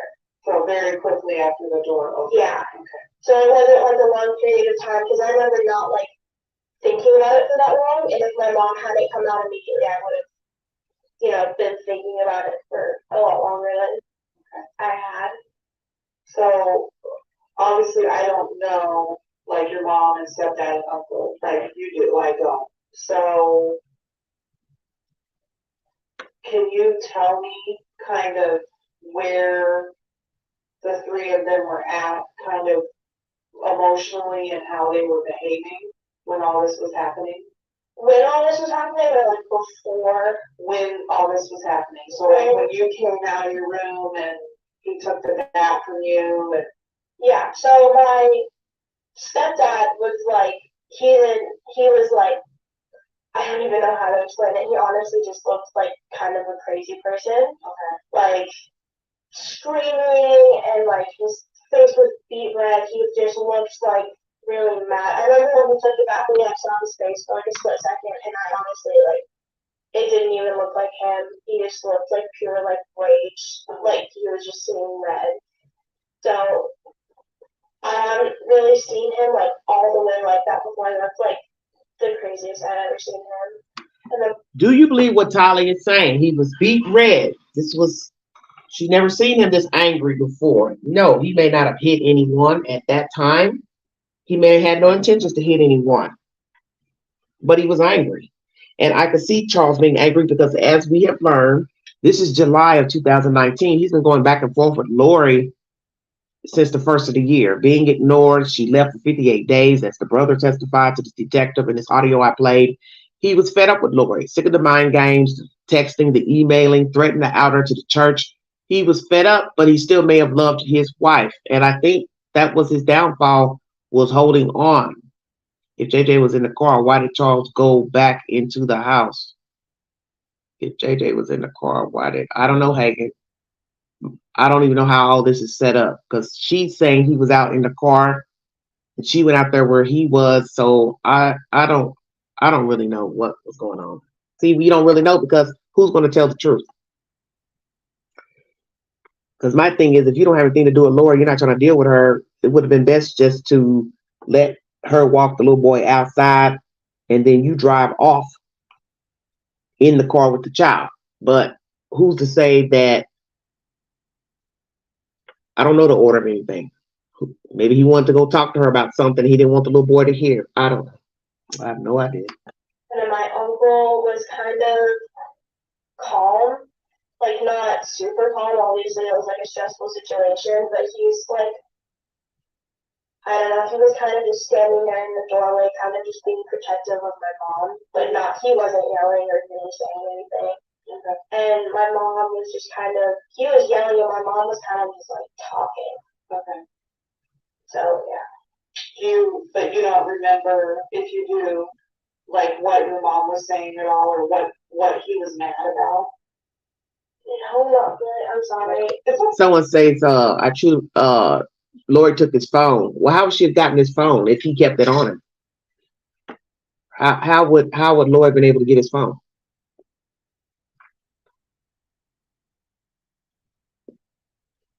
What, he had it in the seat of the car, in the cup holder? What, she reached in and snatched it? I don't understand. Okay. Honestly, we're talking about something that probably happened over 2 seconds of time. Yeah, honestly, it feels like 2 seconds and 40 minutes at the same time. So I don't remember what they were really saying. I just kind of heard yelling over everything.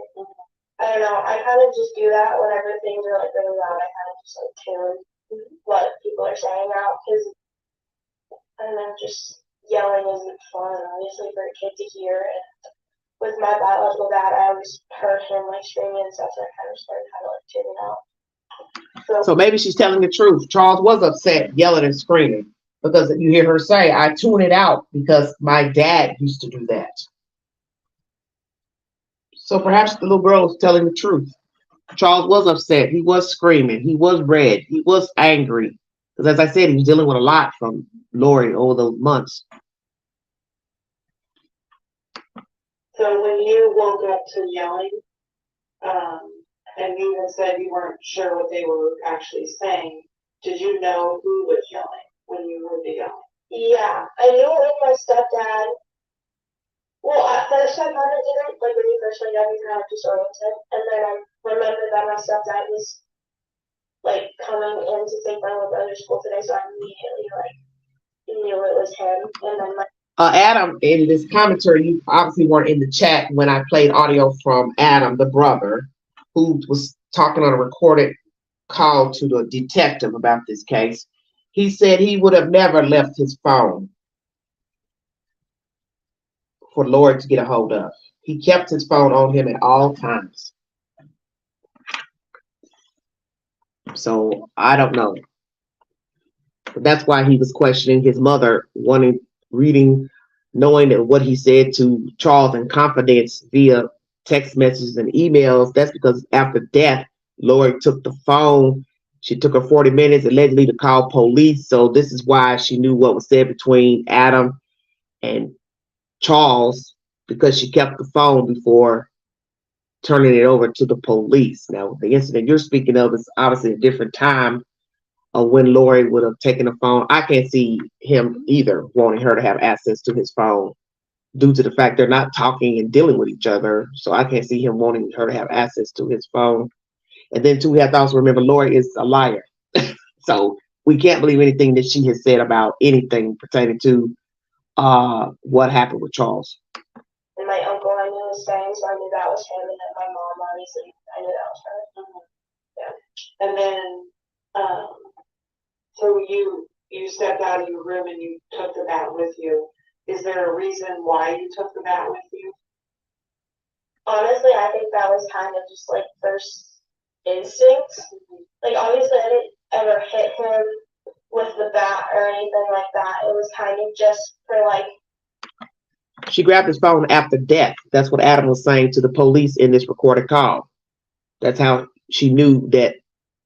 That's how his mother knew about Adam trying to tell the church, or Charles trying to out her at the church, because these are things he was texting Adam, Charles.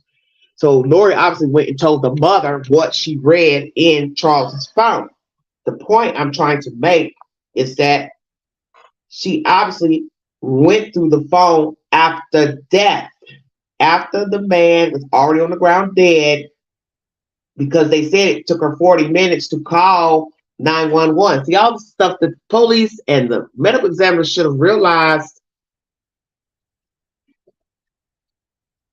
pooling of blood and all that. This is all the stuff that they should have known. That's why I don't understand why there's all this stuff didn't come about until afterwards, when Charles, Chad's wife is dead. But yes, she went through the phone. So she done went back and repeated this stuff to the mother about, oh, they're trying to out me in the church, blah, blah, blah. And this is why the family was upset with Adam. Because Lori read messages, obviously, after Charles died. And she kept the phone. That's probably what she was doing for the 40 minutes. Going in, probably reading and deleting stuff on the phone. But naturally, when you dump the phone, you're going to get all that information anyway. But this is how stupid Lori and Chad and Alex were. Doesn't matter if you delete anything out of a phone, it still can be retrieved. Yes, I'm sure. I don't think they had to really do anything to push his buttons. He's upset at Lori because he's been ignored by her. He's been trying to talk to her. She's ignoring him. She's not returning phone calls, messages, texts. Never told anybody where she was. So when he's finally able to get close to her, he's probably just seen, green, black, gray, all that. Hey, what's your problem? What's wrong with you? Why are you doing this? Why are you acting like this? He's pissed. So I don't really think they had to push his button to say anything. I think once he saw, oh, you're here. What's going on here? What are you doing here? It probably didn't take much under the circumstances of him trying to get to an understanding with her, and she's been ignoring him, because I don't even know when she last spoke with Charles in a civilized conversation, if he actually filed for divorce from her. Because you got to remember, she had been ignoring him allegedly, so he couldn't file papers. And that goes to what people think why she thought she was on that $1 million policy. No, I'm not going to let him serve me no damn papers. I'm not trying to get divorced from him if we're to believe that the $1 million policy was the motive. But then we later found out, okay, she's been removed from the policy. And I think she only found that out because they notified her, I believe by letter, they said that she was not the beneficiary after he died. Security, I guess, to know that I had it. I didn't do anything with it. In hindsight, I probably just shouldn't have brought it out at all because it caused more trouble. But it was kind of just first instinct, and it was right by my bed.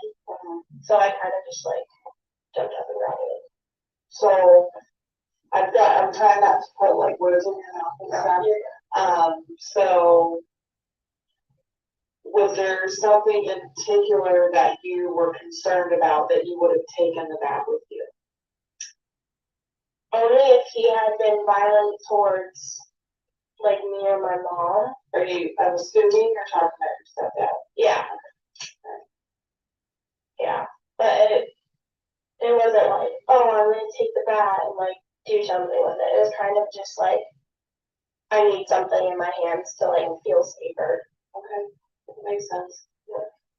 So my kind of second dumb question is, and I don't know that there necessarily is, but I always kind of want to make sure, is there anything that, we didn't talk about or I didn't ask you about, or anything that you think is important or anything that I should know?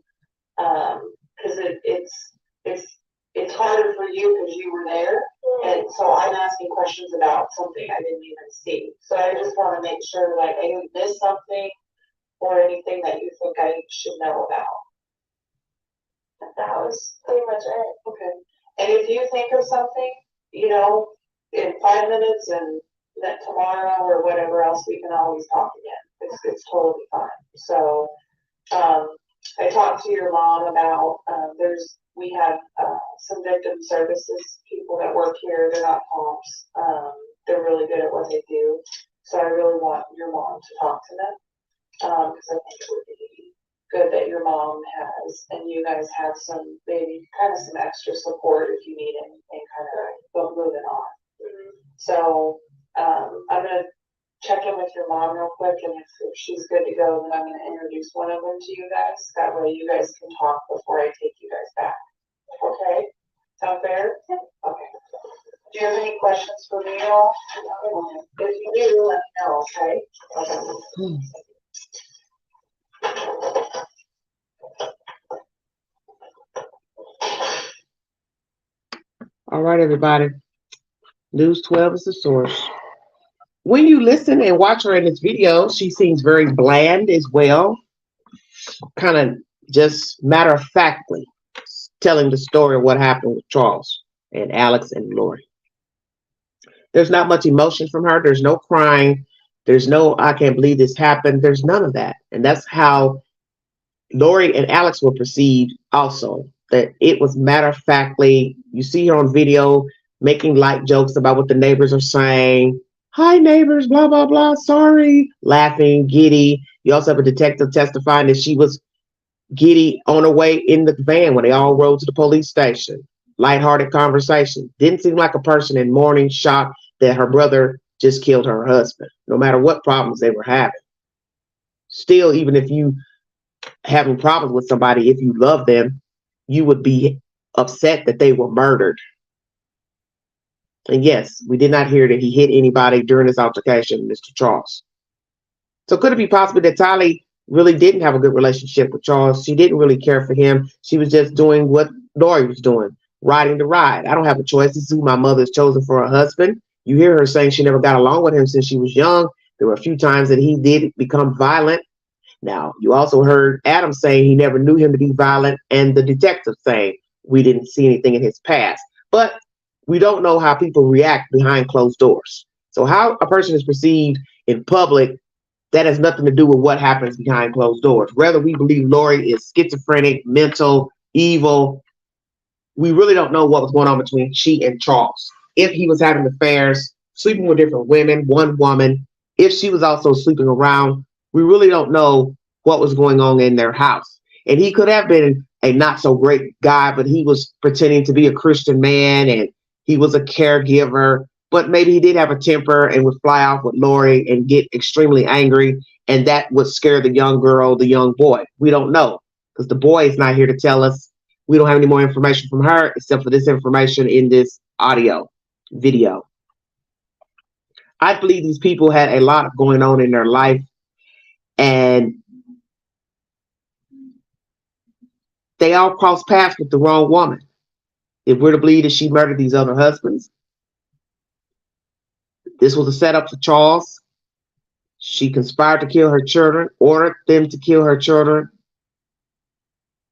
These people all crossed paths with the wrong woman, and that's Lori Vallow.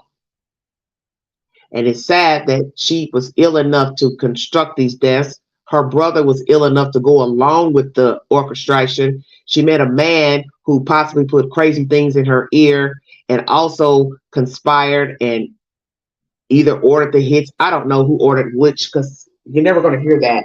But the point is they all are in cahoots together. As the brother said, she and Melanie were two peas in a pod at first when meeting each other. And then Melanie somehow woke up out of her slumber once police came knocking at her door, Melanie Gibb.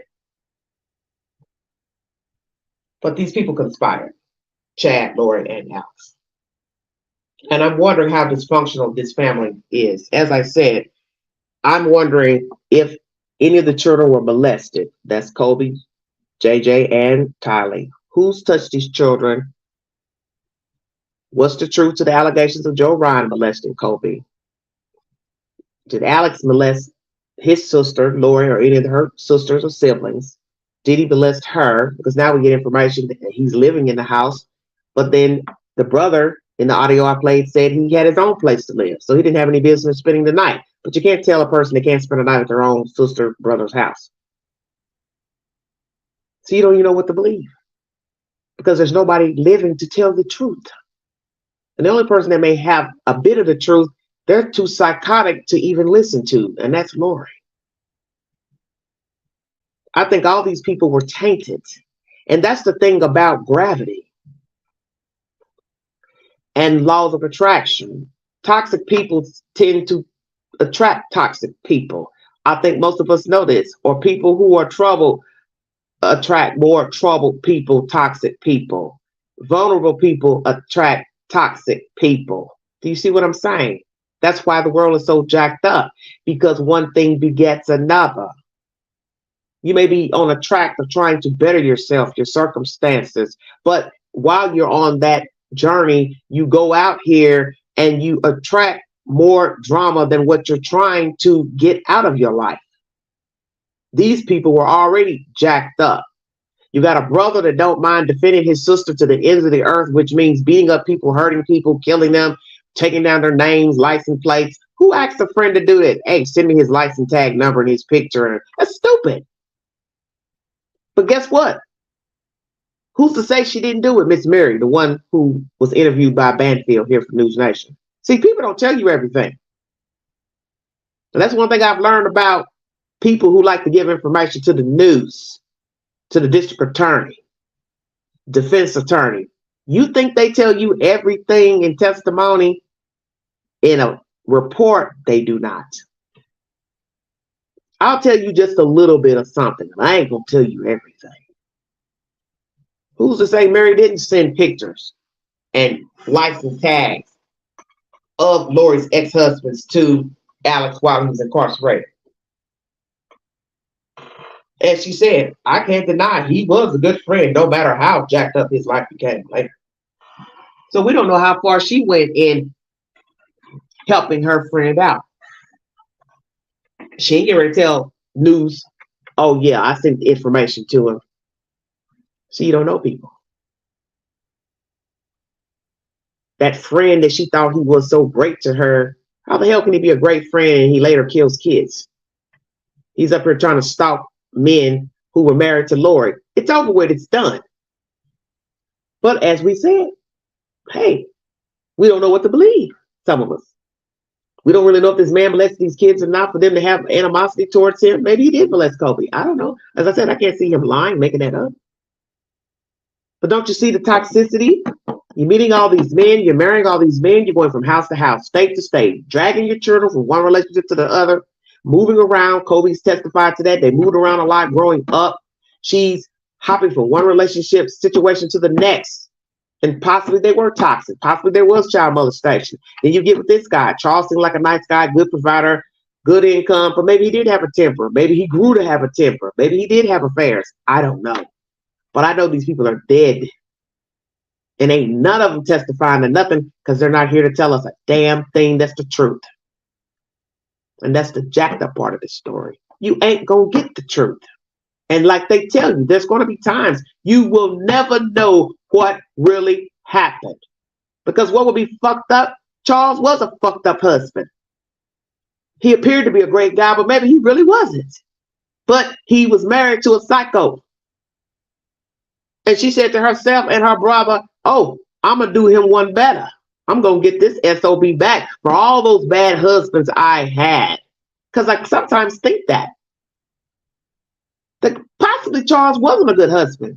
But Lori's demented, delusional. He pushes her over because she's already psycho. She's already wrapped up in this Mormon church. She's already wrapped up in these crazy ideas of the prepared people and stuff Chad's feeding her. And she's all over the place. So all it takes is a little of this, kind of like a dab of salt, dab of sugar, dab of pepper, and you got a messed up situation. This is why people pop off. It ain't no one thing that made a person go shoot up the classroom, shoot the husband, shoot the wife, shoot the mistress, shoot the neighbor. It's a pot boiled over. I warned you 3 times, warned you 5 times, warned you 6 times. See where I'm going? I've asked you this many times, stop doing it. Stop walking on my lawn. Stop blocking my driveway. Stop keeping me up at night. Stop blaring the music. Hey, sick of your dog barking. It ain't no one-time occurrence. It's usually an escalation that sends people overboard. And this woman was near 50 when she popped off. So that should tell you something right there. Lori has had years of strife, disappointments, unhappiness, misguidance, mental illness.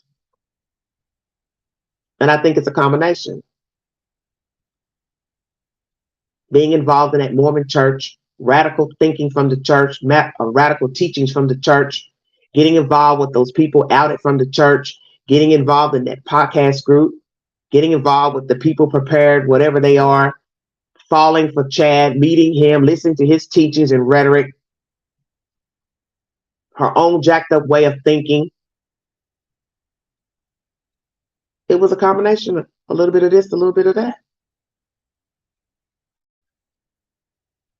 Because everybody knows that if you're not mentally stable and you start listening to people come to you with all type of weird teachings and ideologies, you are going to be fucked. Excuse my language. You are going to come unglued because you're not going to know what to think. And if you are the type that can't think properly, and perhaps Lori was that type of person, she was not a well thinker. She may have known how to flirt, bat her lashes, but she may be one of those people that gravitated toward anything. And we heard that from Melanie early on, that was her perception of Lori, that she was more like she gravitated toward whatever you said, like in competition to up you one on the story that you're giving. Well, my version is a little bit more deep than that. There are a lot of people like that. You tell somebody, whoo, I had a bad day. And the next thing you know, they got to up you one. Well, mine was worse than that. That was her perception of Lori. And you heard the brother say that. She was an attention seeker. She liked attention. And people who like attention, that usually comes from childhood. Either they got a lot of attention growing up or they didn't get enough. If they were favored a lot growing up, they were the apple of their parents' eye, they doted on that child, then that's what they are used to. So as they become adults, they expect that. And then the flip side is you want it and crave it if you never got it. Okay? You never was doted on. You never got attention. And then one day you blossom into this veil of the ball. And now all these people are looking at you and talking about you and reveling. You love this. This is what you never had, such as the ugly duckling that grew up to become the princess. She wants to keep that. I don't want this feeling to end. So see, it's a flip of the coin. And we heard from the cousin that the parents thought they were better than everybody. The daddy thought he was better than everybody. He thought that everybody was beneath them. So he probably put his children up on a pedestal, his wife, and this is what they learned. And the brother told you that in this live stream. So she's carried that with her. I'm pretty, I'm nice looking, I'm attractive, I'm a sexual being, I'm this, I'm that, whatever she thought she was. And she grew to believe that. So 9 times out of 10, her expectations in life would be higher. And when you have high expectations, you will be easily disappointed. And you won't be probably a nice person when you are disappointed. And I'm sure that's what happened with Lori Vallow. That's possibly why her marriages did not work. And I'm not here to say that her husbands were great guys. I don't know them. But when you are put on a pedestal early on in life, it would be hard for people to meet your expectations when you become an adult, because you have been taught a certain way how to think and how to act and what to expect from people. And then you grow to think that people owe you something. Well, they owe me. I'm this, I'm that, I'm pretty, I'm talented. I need this. You owe me. Give me this. I want that shirt. I want that blouse. I want that $500 handbag. You see what I'm saying? And I think that's what happened with Charles. That he was a provider, good provider, worked every day. But somewhere down the line, he was not the apple of her eye, perhaps. Maybe she grew to dislike him. Maybe he was having an affair, affairs. Lori found out. I don't know what's the truth. It could be lies. But let's just say he was having affairs. And Lori decided she grew disdain for him. And then boom, she ain't mentally stable. She's wrapped up in this Mormon church trying to please God. Then she gets wrapped up in these past lives, apparitions from Jesus, podcast groups, prepared people group, stumbles across Chad Daybell at a conference, listening to his teachings, and the rest is history. You see, it doesn't take much to get wrapped up in nonsense when you're already going through something. That's how most people are deceived, because they were vulnerable at the time. They were unhappy at the time. They were miserable at the time. They were searching for something at the time. And perhaps she didn't have a good marriage. And when she stumbled across Chad Daybell and these different groups and podcast groups, she was in search of something. And the rest is history. And then she started preaching that garbage to her brother. Then the person she met at this group, that group. And the next thing you know, you've got a little short following, a little small group of vulnerable people. That's all it takes is one. And then Chad, he's unhappy, miserable. Possibly already miserable with his wife. Possibly already thinking about killing her before he even met Lori. See, we don't know the truth. Or could have met Lori, fell for her. Then, boom, he ain't attracted to his wife, don't want her no more. See, we don't know. Because they're never going to tell you the truth of how each one fell for the other one and what led them down this diabolical path. But I sense that there was unhappiness on all parts of the people involved in the story, that each person was tainted. And in the world of 6 degrees of separation, all 3 of these people met. The universe brought 3 tainted people together. 2 already knew each other. And one thing begat another. The ideologies overlapped. And then murder came thereafter, plural. And sadly, this will not be the last story of murder. There will be another one and another one until people realize that they're sick and they need to seek help. Seek a doctor. Get medicated. And that's what's so scary about being above this dirt. You don't know people. You see, everybody has a different version of a person. Oh, he's nice, she's nice. And then there'll be somebody else that'll say, nah, she's not that nice. Nah, he's not that nice. You don't know the real such and such.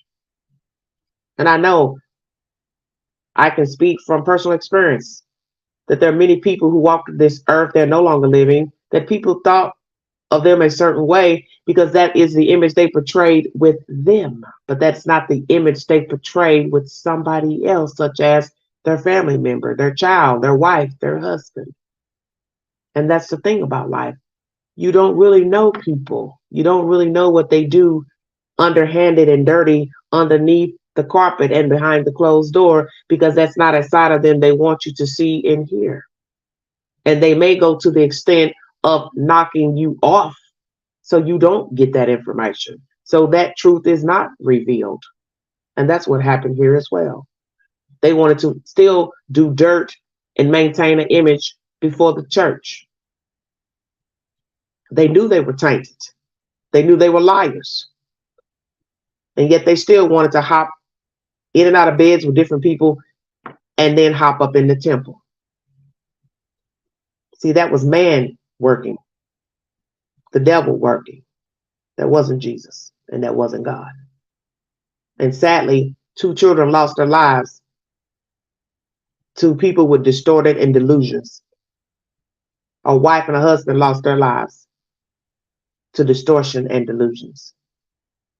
Possible mental illness. But in the end, it's still evil. I once heard a pastor say on TV that God doesn't want you upset and angry. He does not want you depressed. And he believes that even depression is a form of the devil. And he may be right.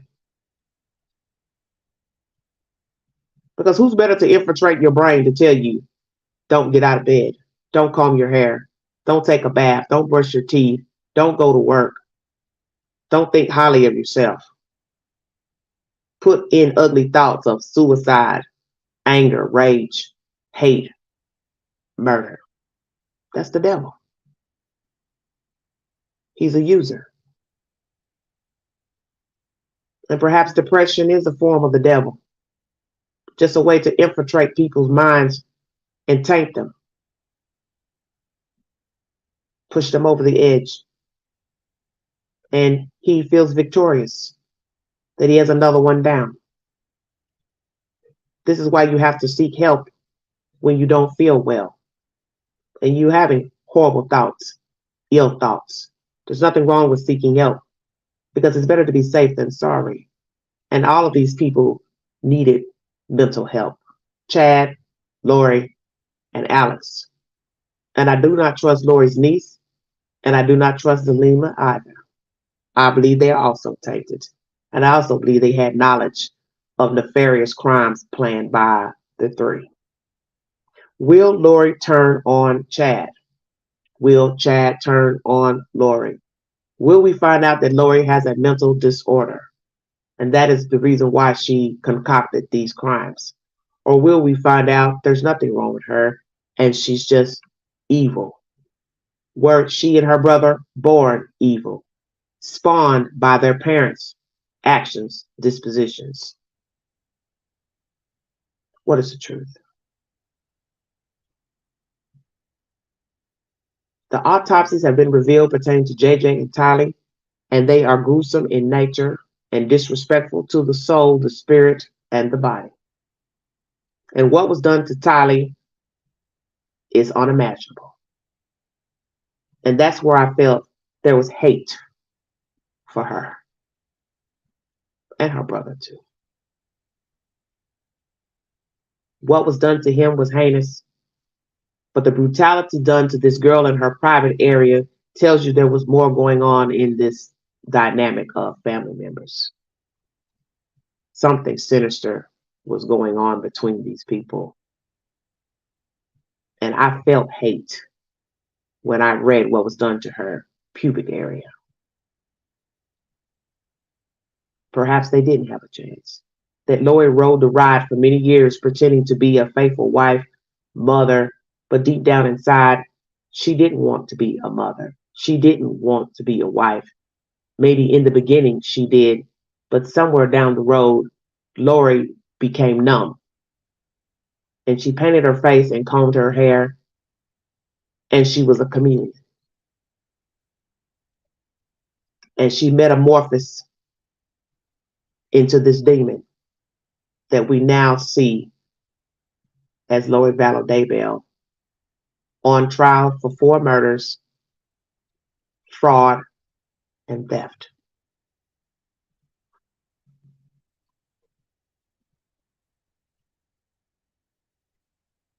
Who was Alex Cox? And how did he come to be the hitman, deceiver, and ultimate Patsy for his sister, Lori Vallow Daybell? And are there secrets that this family hides, such as incest? Were these siblings sexually assaulted by either their parents, uncles, or relatives as children? Lori, her brother, Adam, and other sisters. And will the truth ever be revealed? And were Lori's 3 children sexually assaulted by Joe Ryan and by Alex Cox or by Charles or any other entities? And was there a sexual relation between Lori and Alex? I want to thank you for your time. Please have a wonderful and safe weekend. I will be back later on, late in the weekend, because I have a lot of things to take care of tomorrow, so I probably won't be able to go live. But I'll try to sneak in information pertaining to the West, because I need to bring an update pertaining to Jacqueline and Trezell West. Prayers to the Vallow Ryan family, the Coxes as well. This is a horrific tale. And this is a tale of deceit. You don't know people. And we are all strangers. We are all flawed. And I pray that none of us ever know how ugly the world can be firsthand. Because this story is proof of how one can walk by you and be a chameleon.